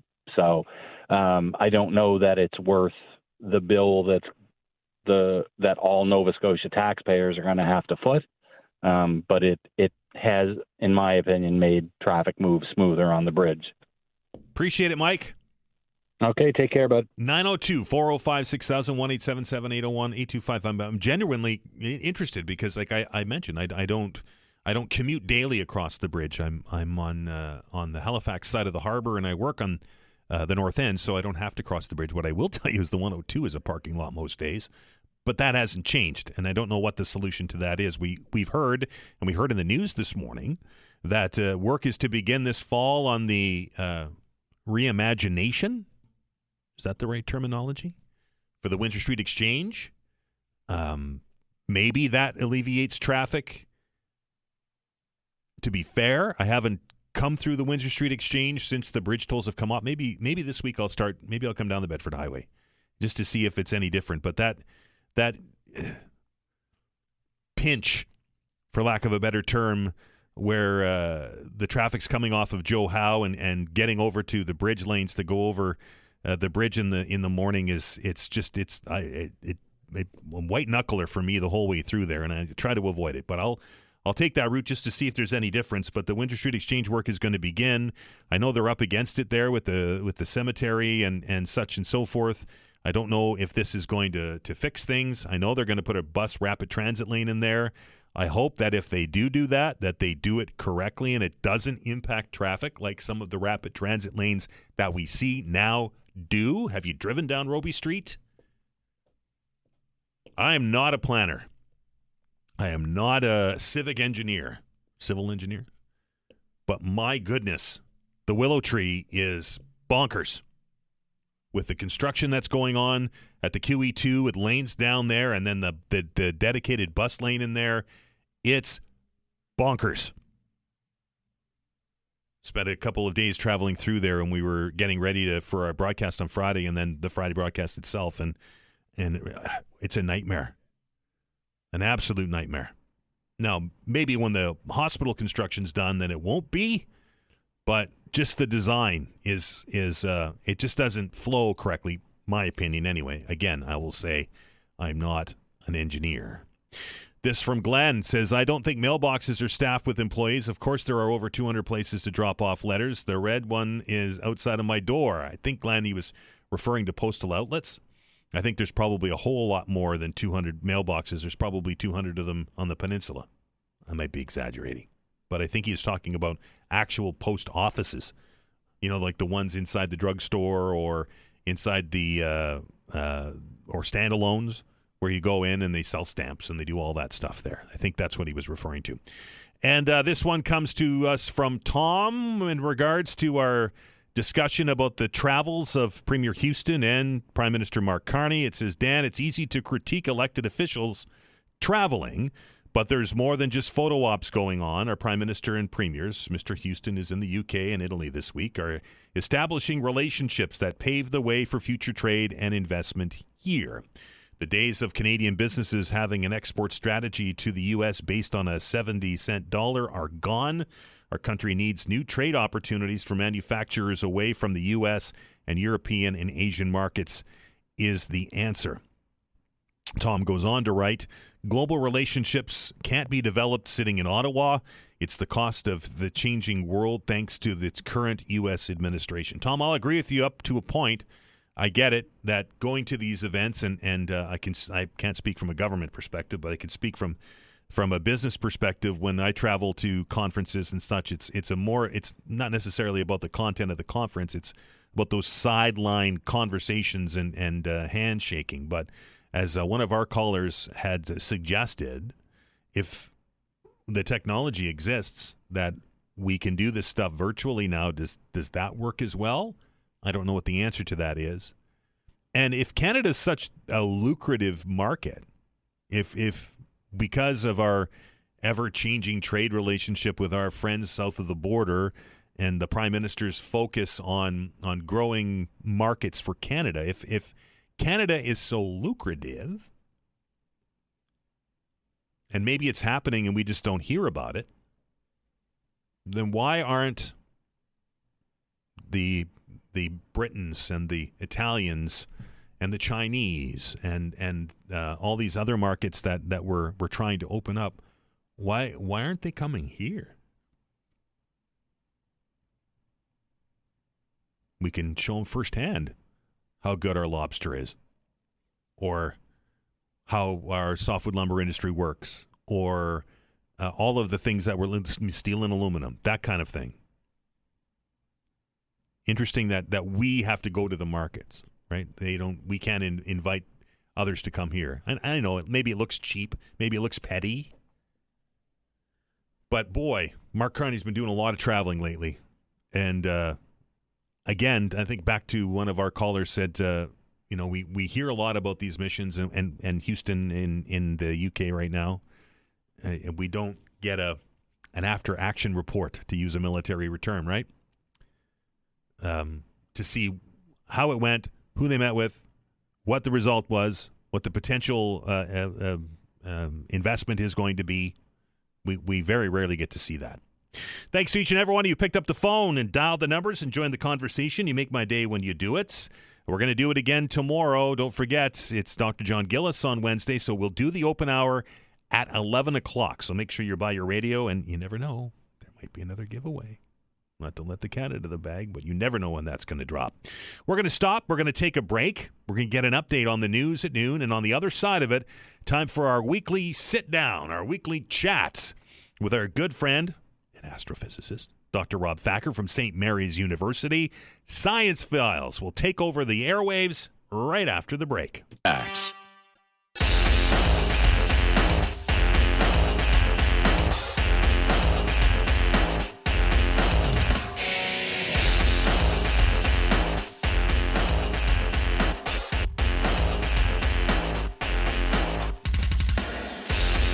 Welcome back. That's kind of spacey, isn't it? Sounded like some laser beams going off there. It's a proper way to introduce our next guest. That, of course, that laughter you hear is Dr. Rob Thacker from SMU, who's here every Tuesday to do our edition of Science Files. Dr. Rob, welcome back, sir. Thanks, and thanks for the intro. It was wild. I'm like, it's like one of those sci-fi movies from the 70s, right? Yeah.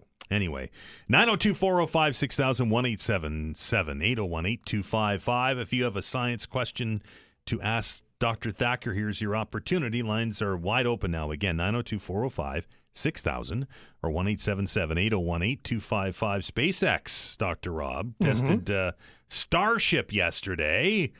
Apparently the version 2 of Starship. And by all indications, it was successful. I don't know if it blew up. I think this is what, their 11th or 10th? The 11th test flight. Yeah, I mean, it's good to see them sort of like, well, it's good to see some progress, and it's been a long time coming. I mean, let's face it, they had a habit of, with Falcon 9 tests, nailing things pretty quickly. To be fair to them, I would say that this is just an entirely different level of engineering. And because of that, there's a lot more things that can go wrong, and there's a lot more things you've got to get right. And so we're just starting to see that now. What's the difference between Falcon and Starship? Are there two completely different vehicles? Oh, I mean, they're massively different in scale. I mean, Falcon 9 is what we'd call a medium-sized rocket. It's not small. The Falcon Heavy is actually a fairly large rocket at the end of the day. But Starship is just the biggest rocket humanity has ever launched. And so that comes with 33 engines. There comes a lot of issues with those that you've got to get right and so on. And so getting all of this sign and seal. I mean, I'm genuinely of the opinion that perhaps these systems are so huge and so complex that it's fundamentally difficult to design, build, test these prototypes and then solve all of the engineering problems. I think that's a really hard thing to do. And its mission for Spaceship, is this for travel? Is this for long distance space travel? Well, yeah. I mean, this is really the vehicle that they believe will get humans to Mars, right? So it's in a funny kind of way, what we're seeing right now is just the near-Earth tests, right? This isn't really, in the big scheme of things, the first sort of like stepping stone. You've got to build Starship to actually travel all the way to Mars. You've got to build something that can land effectively on Mars as well. None of these things are simple to do at all and haven't been done before. We should remember that. Space travel is always complicated, Dr. Rob. It is, but I mean, if it's just getting into near Earth orbit, we've been doing that for a long time now. Let's be honest, and we've had ways of doing things that have worked in the past. SpaceX is doing things in a pretty different way. They've got a way that kind of builds upon, I'd say, to a certain extent, the Russian heritage of doing engineering, building things, breaking them, learning from that. So this is not the way NASA builds things. NASA is, let's be fair, very much a political body. And so when things get designed and built at NASA, there's a lot of additional things that have to be done besides just literally doing the design and building it, right? Whereas the SpaceX, they have all of their supply chains in one place. They can optimize all of that. And you can see that in how quickly they're actually progressing. That being said, how far away are we theoretically from sending at least a capsule to Mars? On Starship, I don't want to put my neck out because Elon Musk does that all for us. So he'll say just a handful of years. There is a particular launch window. There's a couple of them coming up within, I think, the next 2 or 4 years or something like that. So I think them actually sending something to Mars, they'll do that reasonably quickly once they've got through actually figuring out most of the reliability issues. That's assuming they can sort those out. I mean, there's not actually a good history with building really ultra-reliable rocket engines. That's been a challenge. The Russians were the first with Kuznetsov's trying to do that, and that actually didn't work very well at all. So we'll see. I think kerosene rockets, we have got engines that we have built very reliably, but for all of the what are these methane liquid oxygen rockets, which is kind of the new thing, those are still going through some early teething troubles, I would say. They're just so powerful they just explode, right? Yeah, but it's a different system. I mean, you're working with 2 extremely cold fuels versus one pretty cold fuel and another extremely cold one. So the sort of heat stresses on the engines are different and things like that. So there's a lot of detailed, and like the relighting conditions are different as well and things like that. So there's a lot of stuff that has to be worked through. And then you've got to build up the sort of experience of working with these engines as well. And the Mars trip is a one-way trip. Well, to be honest, I suspect the first people who go there may well end up staying there for the long term. But in theory, most of the crewed missions that people talk about, certainly with NASA's crewed missions, there is a scheme to bring the people back. And so that's just a question of putting enough fuel up there to do that. And that's not so difficult as you might think, because Mars is a small planet. You don't have to have a ton of fuel to get it off the surface. So that can be done. And so we'll see who actually gets there first, whether it is NASA or whether it is someone like SpaceX doing it. And I think if SpaceX does it, there'll be a pretty different approach to the engineering side of things, right? I mean, the idea of like just writing you a one-way ticket there and we ain't bringing you back. I don't think any particular mission can have that as a mission parameter. Imagine the job ad. Yeah, no, that's... Hey, you get to travel to space, but you're never there coming home. There would be such an outcry if you did that I really don't think that's ever going to happen. Private space travel as opposed to NASA space travel. I know you and I have discussed this a couple of times in the past, and I believe you're of the opinion that private companies like SpaceX are going to be the future of space travel. It certainly looks that way. Right. So the question is, what are the economics, right? And I think that's the big question. I mean, for these short sort of like small trips into space, you've got Blue Origin, the New Shepard, and so on.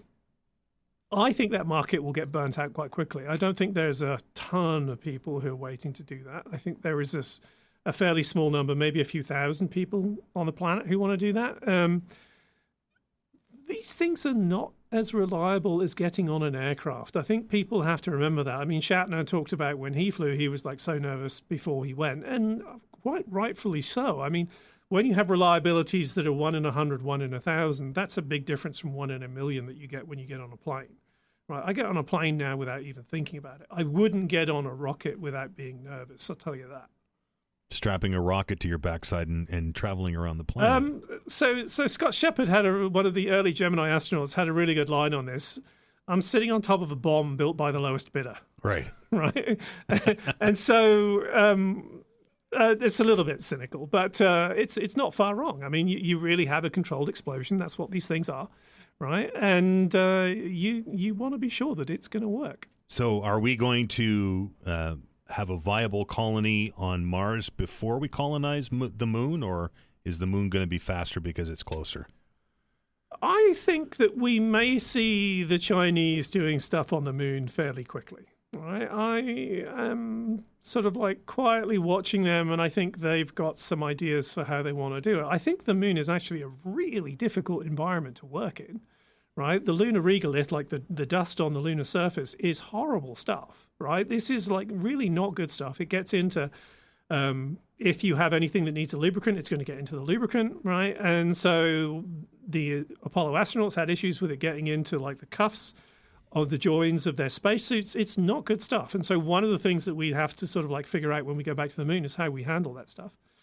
It's fairly deep too, isn't it? Isn't it? Yeah, there's like a foot or two of it, right? And so it all depends where you are, of course, right? But it's pretty significantly different. I mean, one of the ironic things for me is like they're now talking about landing for Artemis with the SpaceX lander, which is 100 tons. It's like 50 times heavier than the Apollo lander.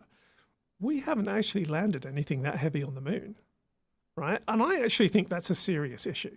Right now, I really, really hope that it doesn't sort of like go boop as it lands on a soft spot or something like that. But we haven't done that before, so hopefully they'll be sensible enough to try landing one of those beforehand. And hopefully, if we get to that point, it's not like you can get it stuck and then call CAA to come dig you out. That's a really expensive subscription. 902-405-6000, 1-877-801-8255. Science Files continues right after the break. Facts. Welcome back. This is Science Files. He's Dr. Rob Thacker. The telephone number is 902-405-6000 or 1-877-801-8255. Let's welcome Wayne to the show. Wayne, how are you? Very well. My question is about going to the moon, or until we get there, actually. There was an article on the CBC website that Canada is very good at building these mini nuclear reactors, and they're going to take one up, put it on the moon. Okay. I'd like to understand how big would that be, that reactor? How big would it be? How much does it weigh? How do you turn one on, and then how do you turn it off? Right. So, I mean, all of these have modulation in them, so you can actually cut down the neutron emissions and so on. So that's literally how you turn them on and turn them off, right? But these kind of things... By stopping the reaction? Slowing it down, I would say, is the best way to think about it. You can't really sort of like stop it completely, but the modulations will actually absorb some of the neutrons to actually stop them going off and creating more. And what do you do to start the process? Well, you literally get it above its critical mass, so it starts going. That's the main thing, right? And you control that very carefully, right? That's not something that goes wrong very easily. Let me put it that way. And how big would this thing be?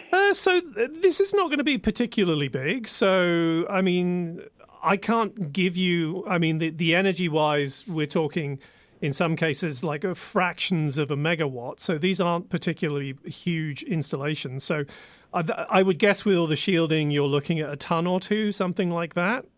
Right. So you're not looking at something that's absolutely massive. And people have been thinking about these smaller kind of reactors for quite some time. They've been of interest to the military. I mean, really, I would argue the military is kind of what's pushed this for the longest time. People will know we've had these similar type ideas of the nuclear reactors in big aircraft carriers, also in the nuclear submarines and things like that. It's the same kind of idea, right, at the end of the day. Well, then when you've got this thing on the moon and you start it up, how do you take the energy it produces and convert that into usable, kilowatts? Right. So, if it's literally being used to create steam and run a turbine, then you're using exactly the same kind of systems that you're using on Earth, right? You're literally spinning something around and you're using all of that to generate rotational motion generates the current, and then you use that current in one way or another. Right. Well, if it's going to create steam, then you'd have to send up water as well as the reactor, wouldn't you? Absolutely. So that if it's using that kind of process, then pressurized water, that's going to be in the system as well. Yep.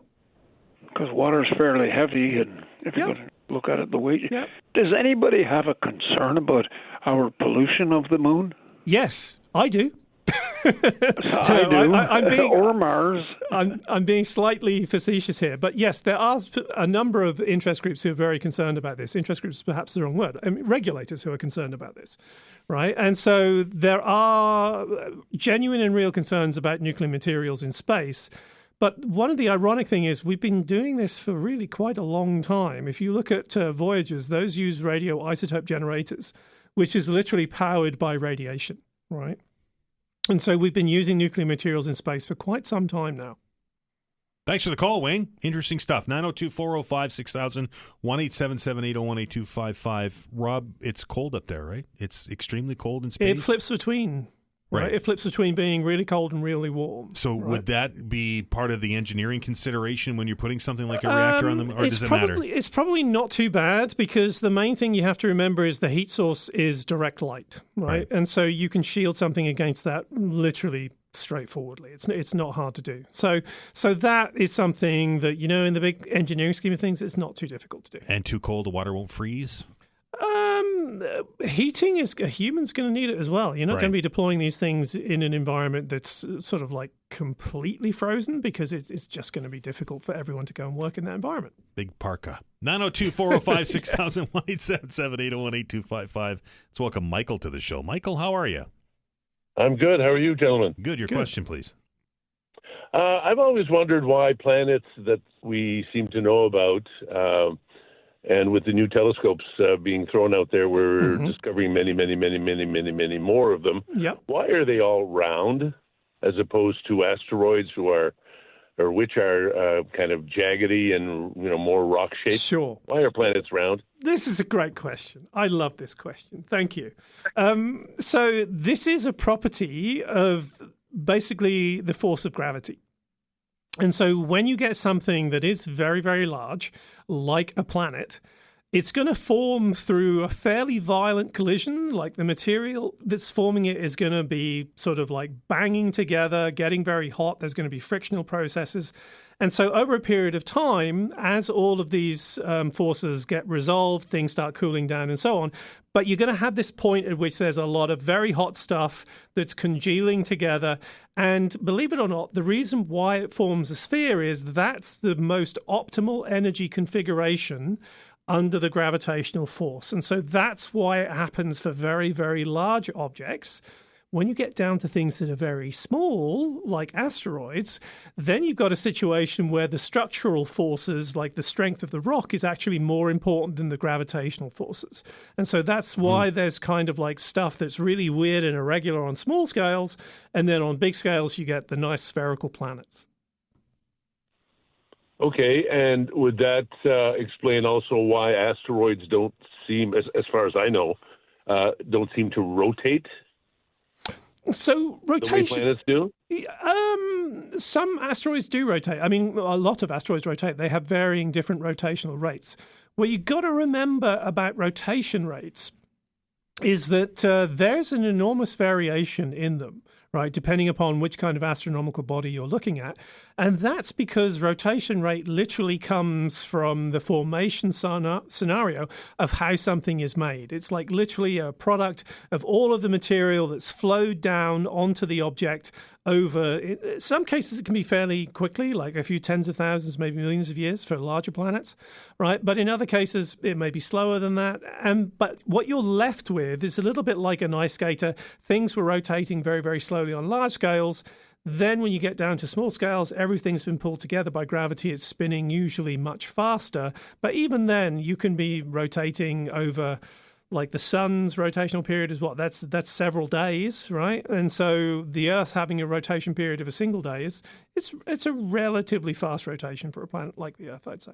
Thanks, Michael. Appreciate the call, Dr. Rod. The moon is on a scale is pretty small, but it's still a sphere. Is it, is it close to being small enough for it to be? And look, no. So there's actually, the moon is big enough, and it formed in a scenario which there was a lot of really hot stuff. Right. That's not going to have too much of a trouble getting into like a spherical shape, right? So the interesting question would be, If you have a cooling, or if stuff can cool down while this thing is still sort of like amorphous and blobby, for want of a technical term.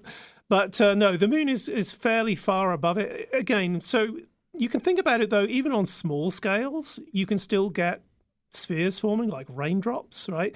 Other than the sort of like little kind of shape that they get because as they fall through, they have a little bit of air resistance on the front.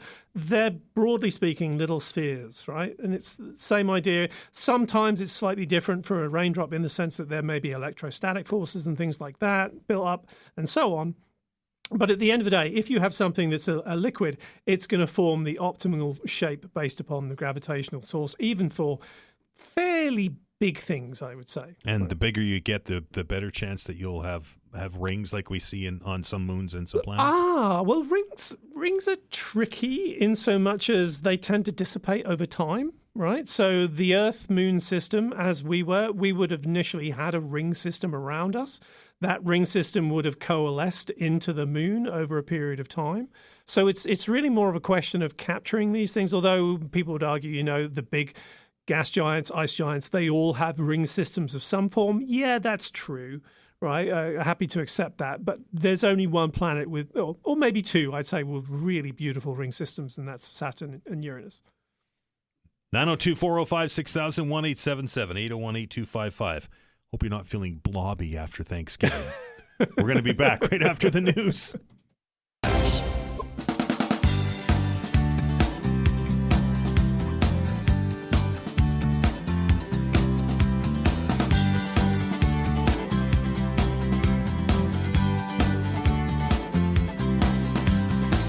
Welcome back. This is Science Files. He is Dr. Rob Thacker, here to answer your science-related questions. 902-405-6000 or 1-877-801-8255. Email question for you, Dr. Rob. It reads, I suppose. Emails don't write, Dan. If you're in space and you have a pinhole air leak in your capsule or your moon station, how much negative pressure is there sucking the air out of the capsule with the air leak out, or would it be sucked out in a split second? Is it like water? Can you stick your finger in the hole and plug it, or would it matter? Yeah, you can plug it. And in fact, that's what happens on the International Space Station. So they have plugging little packs that they use. So that's basically what you do. And funnily enough, you actually have to do this quite a lot, right? Because there's micrometeorites going around in space. And so, yeah, and the only way they know is because of differences in pressure in the modules. And so that should tell you that if you have one of these tiny little leaks, you don't suddenly depressurize. Obviously, the externals are built to be able to deal with a sudden sort of like point of ingress, as it were, or egress. And so, yeah, the point of this is happening. This is something that's known and something that you actually have to have a solution for. And so these little packaging things that they'll put over there is exactly what they do. I have envisioned in my head would be something like that submersible that we saw down by the Titanic, where it just collapsed and then it was like a beer can and just crushed, right? But that's the external pressure from the water, right? But we got a completely different situation here, in so much as that's an external implosion situation versus a situation where we've got the pressure inside, right? And it's 1 atmosphere, right? It's not a crazy amount. Whereas, oh my goodness, right? For that particular event you're talking about, that was like what, several hundred atmospheres. I mean, funnily enough, as a way to go, you die so quickly in that scenario. It's actually pretty good. You literally wouldn't know. You're gone in fractions of a second, right? Which is actually, when you think about it, probably. I mean, yes, they were probably worrying about what was going to happen, and they had a few seconds of hear the creaking and bonk, everything else, gone, right? Right, and you're gone in fractions of a second, right? And if you're in a large enough vessel, like when we've had actually large submarines catastrophically implode, then incredibly internally you get the creation of a piston effect, and that heats up all of the air in a fraction of a second. So it's really, really hot inside as well. But again, it happens all in a fraction of a second, and so you're dead very quickly. Wonderful news. Well, look, as a way to go, it's probably not too bad. I mean, just being completely frank and honest about it. It's like I said, I mean, the worries about what's coming, I get it, absolutely, but it's pretty much instantaneous. It's got to be a bit of a stress for the people on the space station getting hit by these pieces of rock all the time. So I think the way it works is the smaller the things are, the more there are of them. Right. And so they don't tend to get hit by particularly large things like pebble-sized things that often.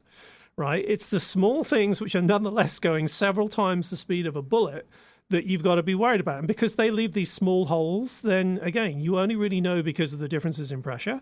And so you're going around and you're trying to find them. I can't remember precisely how they find them. The Russians have a particular kit for doing it, I think. So, but that happened with one of the Russian modules. They said, we have a problem with the pressure. And they're like, okay, we've got to go and search for the hole. And they found it and then they patched it up and so on. Duct tape?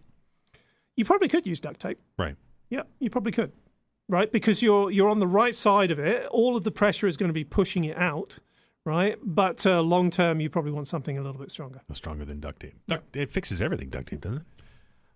Not everything. 902-405-6000. Can't fix my broken heart. 902-405-6000 or 1-877-801-8255. In preparation for the show, Dr. Rob always sends me just fascinating articles on things, and this one comes to us from The Guardian that you sent me today. Mm-hmm. The promises of a graphene revolution finally coming true. First of all, what's graphene? Okay, so graphene is sheets of carbon atoms. So this is the two-dimensional form of carbon where everything lines up in these amazing little hexagon rings, and it can go on for very, very long way as just like a flat surface, or it can be rolled up into what we call a carbon nanotube. Right. And so this idea goes back probably late 80s, early 90s, Harry Kroto and other people. So the thing was, people were saying this is an incredible material. It has different conduction properties depending upon what form it's in. And so people were saying, well, it's going to be this graphene revolution, and you can use it for structural building structures as well, like a concrete. You can put it in as sort of like a reinforcing system within concrete too. And so all of these things people thought were going to be applications of it. It's kind of like turned out to be not quite as great as people thought it was going to be. Why? So a lot of it is often down to production, right? It becomes very difficult to produce these things in large enough scales cheaply enough, right? And so that is a real concern. Like if you look at how they build some of these things in the lab, they talk about, we were growing it in a certain environment and then we took those growths off using this particular thing. And you can see that's laborious, expensive. That's not going to translate into an industrial setting very easily. And so I'm trying to remember there was, Bayer, the health company in Germany. They were trying to create a whole bunch of carbon nanotube products. And eventually they gave up, right? Because they couldn't make the materials quickly enough and cheaply enough in an industrial setting, and they really just said, "Okay, we'll just go in another direction." So, so it's been really interesting that there are, of course, applications of it, right? I mean, I mentioned the concrete, but there's all sorts of microchip applications as well because of the varying conduction properties of graphene too, and so it's out there, but it's not kind of taken off in the way people thought it was. It was kind of like portrayed as this wonder material, and it's just not really come to be that. And I would imagine the search continues for the next sort of new wave in building materials because, a lot of the things that we use to build things these days they come from raw material, right? They come from nature. Yeah, so I actually think a lot of the issue is literally it's proven to be a lot harder than people thought to actually make the molecules in the way you want to make them. It's one thing to be able to sort of like when you're literally laying down sheets of graphene when you rub a pencil on a piece of paper. That's what you're doing. But it's really been interesting. People have theorized about building super strong materials with graphene, but it's just proven to be really, really hard to do that on a large scale. All right. 902-405-6000, 1-877-801-8255. Dr. Rob, I'm going to try and quiz you here. Okay. 1170-7626. CHA, 1170-7626. 7626. Apparently, it's a new planet or a planet in the constellation Chameleon, which was discovered 20 years ago. Apparently, it's turning into a teenager and having a growth spurt. A planet having a growth spurt. Now, that's interesting because it means it's presumably in a disk system of some sort. Sure. And that probably means there's some kind of accretion event going on, would be my guess. Can't ever confuse this guy. Yeah. A rogue planet some 600 light years away has been going through a growth spurt, gobbling up gas and dust at a rate of 6 billion metric tons per second. How does a planet grow? Oh, gravity, right? So literally you're relying upon gravity to build any kind of astronomical object. And so the bigger you get, the more stuff you're going to pull down. Like, I'm not going to say planets don't suck either. So in this case, it's just literally you're pulling material down and growing. And so as you encounter within the disk, the planet's format, as you encounter different regions that are sort of like more dense and less dense and so on, you will pick up more stuff and less stuff as well. So it's not a surprise that even over the period of human years, you may see material sort of like funneling down at a more rapid rate versus a less dense region. So yeah, these it's a very forming planets is a very dynamic process. That's the T-shirt. Yeah. What would trigger a growth spurt? Would it be just coming across a region of space with more goodies to eat up? Yeah, exactly. So literally, if the material's got to be there, because you can't accrete material that isn't there, right? And so if you happen to come across a region where there is more material and you're not going too fast, if you are going too fast, then you won't be able to accrete the material.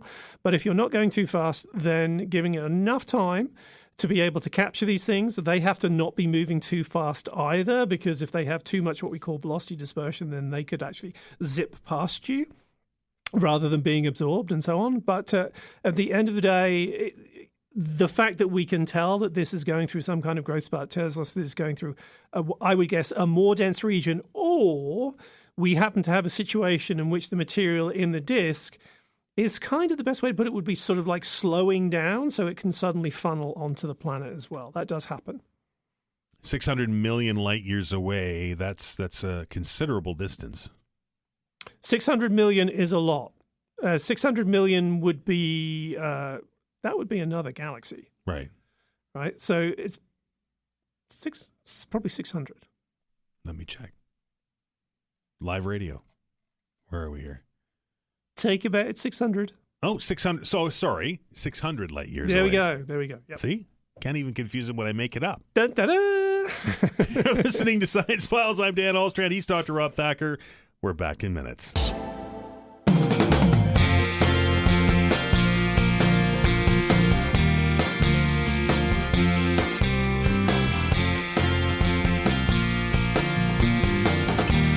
Welcome back. 902-405-6000, 1-877-801-8255 is the number. If you want to ask a science question of Dr. Rob Thacker, here's your opportunity. Again, 902-405-6000 or 1-877-801-8255. Dr. Rob, microplastics has been a topic of discussion for some time around the world, as a matter of fact, with people finding microplastics in just about everything these days. And they're... certainly a topic that isn't going to go away anytime soon. No, and I think this is one of the topics that I don't want to be a harbinger of doom and gloom, but I genuinely do have concerns about microplastics because they're in us now in a way that really I can't honestly think of anything else that is so chemically inert, right? Or maybe PFAS molecules and things like that, sure. But with microplastics, they're literally getting into all of our bodies, right? And some of them are very, very chemically inert and they don't particularly bond to anything, so they probably don't do much. But others of them actually do bond with various things and can soak up hormones or act as hormone replacements and things like that. And so there's growing evidence that, like there's been a study of mice showing that mice drinking water laced with microplastics actually ended up making the mice behave slightly differently in terms of their overall daily activities and so on. And they, like in this particular case, were much more prepared to venture into an open area, right? Which for a mouse is not a good thing for a mouse to do. Bad place to be. Yeah. So So at the end of the day, they looked for where the microplastics were, and it was pretty much the story that we've told on the radio about study after study, finding them in this cell, that cell, and so on. And it was the same. They were in pretty much every organ in the mice as well. So this is something that there's not much we can do because they're in the environment. And the other thing with plastics that don't break down in any way is you never really get rid of them. They just get smaller and smaller and smaller. This is what, who was it? Patagonia, the outdoor clothing manufacturer, realized when they said, okay, we're going to go to fleece made from microplastic bottles, that suddenly all of their fleeces were banging up people's washing machines because they were shedding the fleece because it was all of these plastic fibers that were left over from the bottles, and they weren't degrading. They were just going into the system and just sitting there. So this is a big challenge, I think, for humanity, right? That this is literally the garbage that just won't go away, right? And because of that, we have to take this really quite seriously, and I don't think we're particularly well equipped to do that. 902-405-6000, 801-825-5. Let's welcome Grant to the show. Grant, how are you? Hi, good morning. I don't know if it's a science question or not, but I'm going to ask it. Sure. With the drought we're having, what happens if we get to the temperature that's well below freezing, and then it rains? Can the rain pass through the frost line to get to people's wells? You're going to have enough volume of water to literally get it down there. I mean, that's all there is to it. I mean, if you have a situation where you have a lot of rainfall, and then you're saying there's a frost line, so presumably, we're going to say that ice isn't going to get melted and the water's going to rain down and then flow over the surface.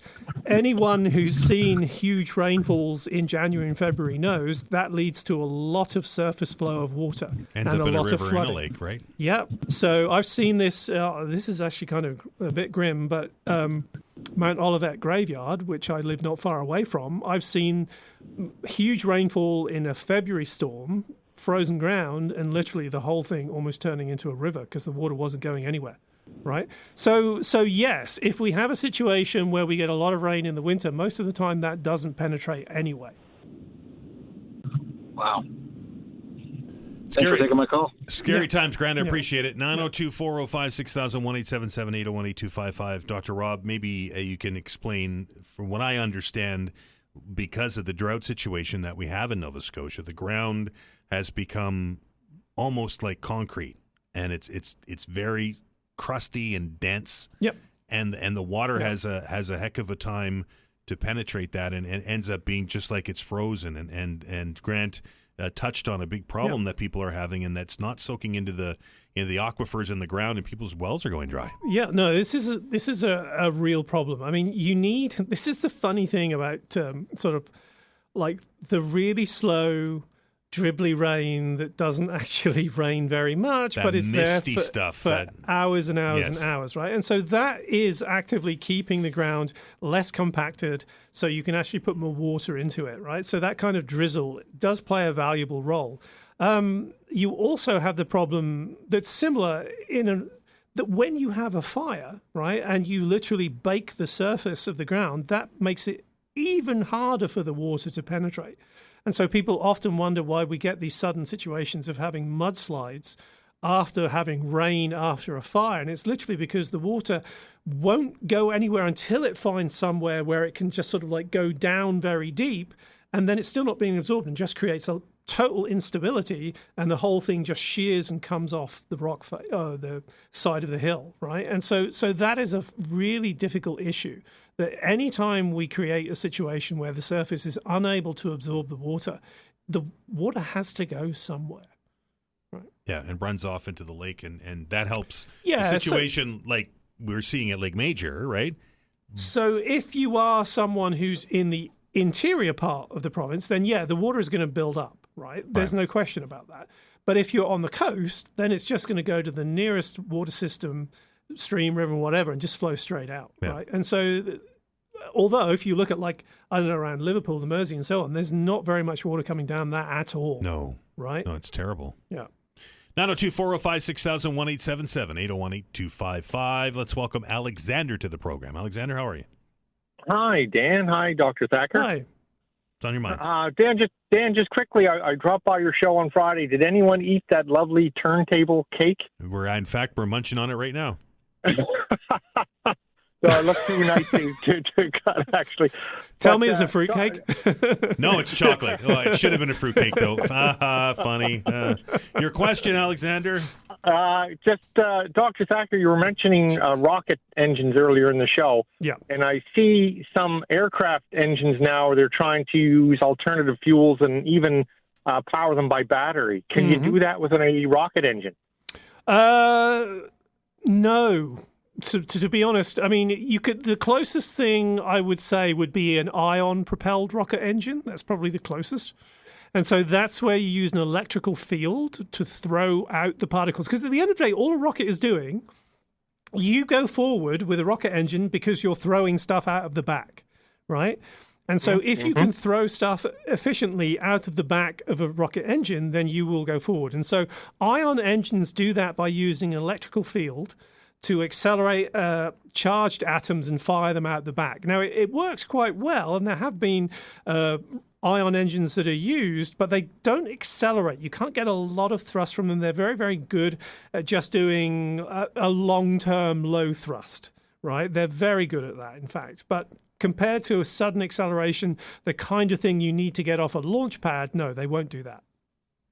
So we're basically using the same fuel we have, for forever, basically? So if it's something where you want to suddenly generate a lot of thrust, I don't have a good solution other than a chemical rocket right now, right? Okay. No, I was just curious with all the alternative fuels going around whether you could use it for rockets. So thanks very much. Once you're up in space, then you can think about ion rockets, and yeah, they do the job pretty well. Thanks, Alexander. Appreciate it. It's the batteries and electricity unable to create that thrust, right? It's just the energy density. Right. You need a lot of energy to get something. I mean, if we go to somewhere like the moon, then the energy you need to get off the moon is fractions of what you need on the Earth. Same thing with Mars as well, right? But for the Earth, because our gravity is so strong, we just need a ton of energy to get things up into orbit. And the only way you can generate the thrust to do that, as far as I know, I mean, people have talked about nuclear rockets, but nuclear rockets are really sort of like hard to turn on and off, right? So they're not really great. Whereas a chemical rocket, you literally turn the turbo pump on and you're gone, right? And so they're pretty good at that. And you're gone. Yeah. Just like we are. Dr. Rob, I appreciate it. Thanks, everyone, for the great questions. It's Dr. Rob Thacker from St. Mary's University.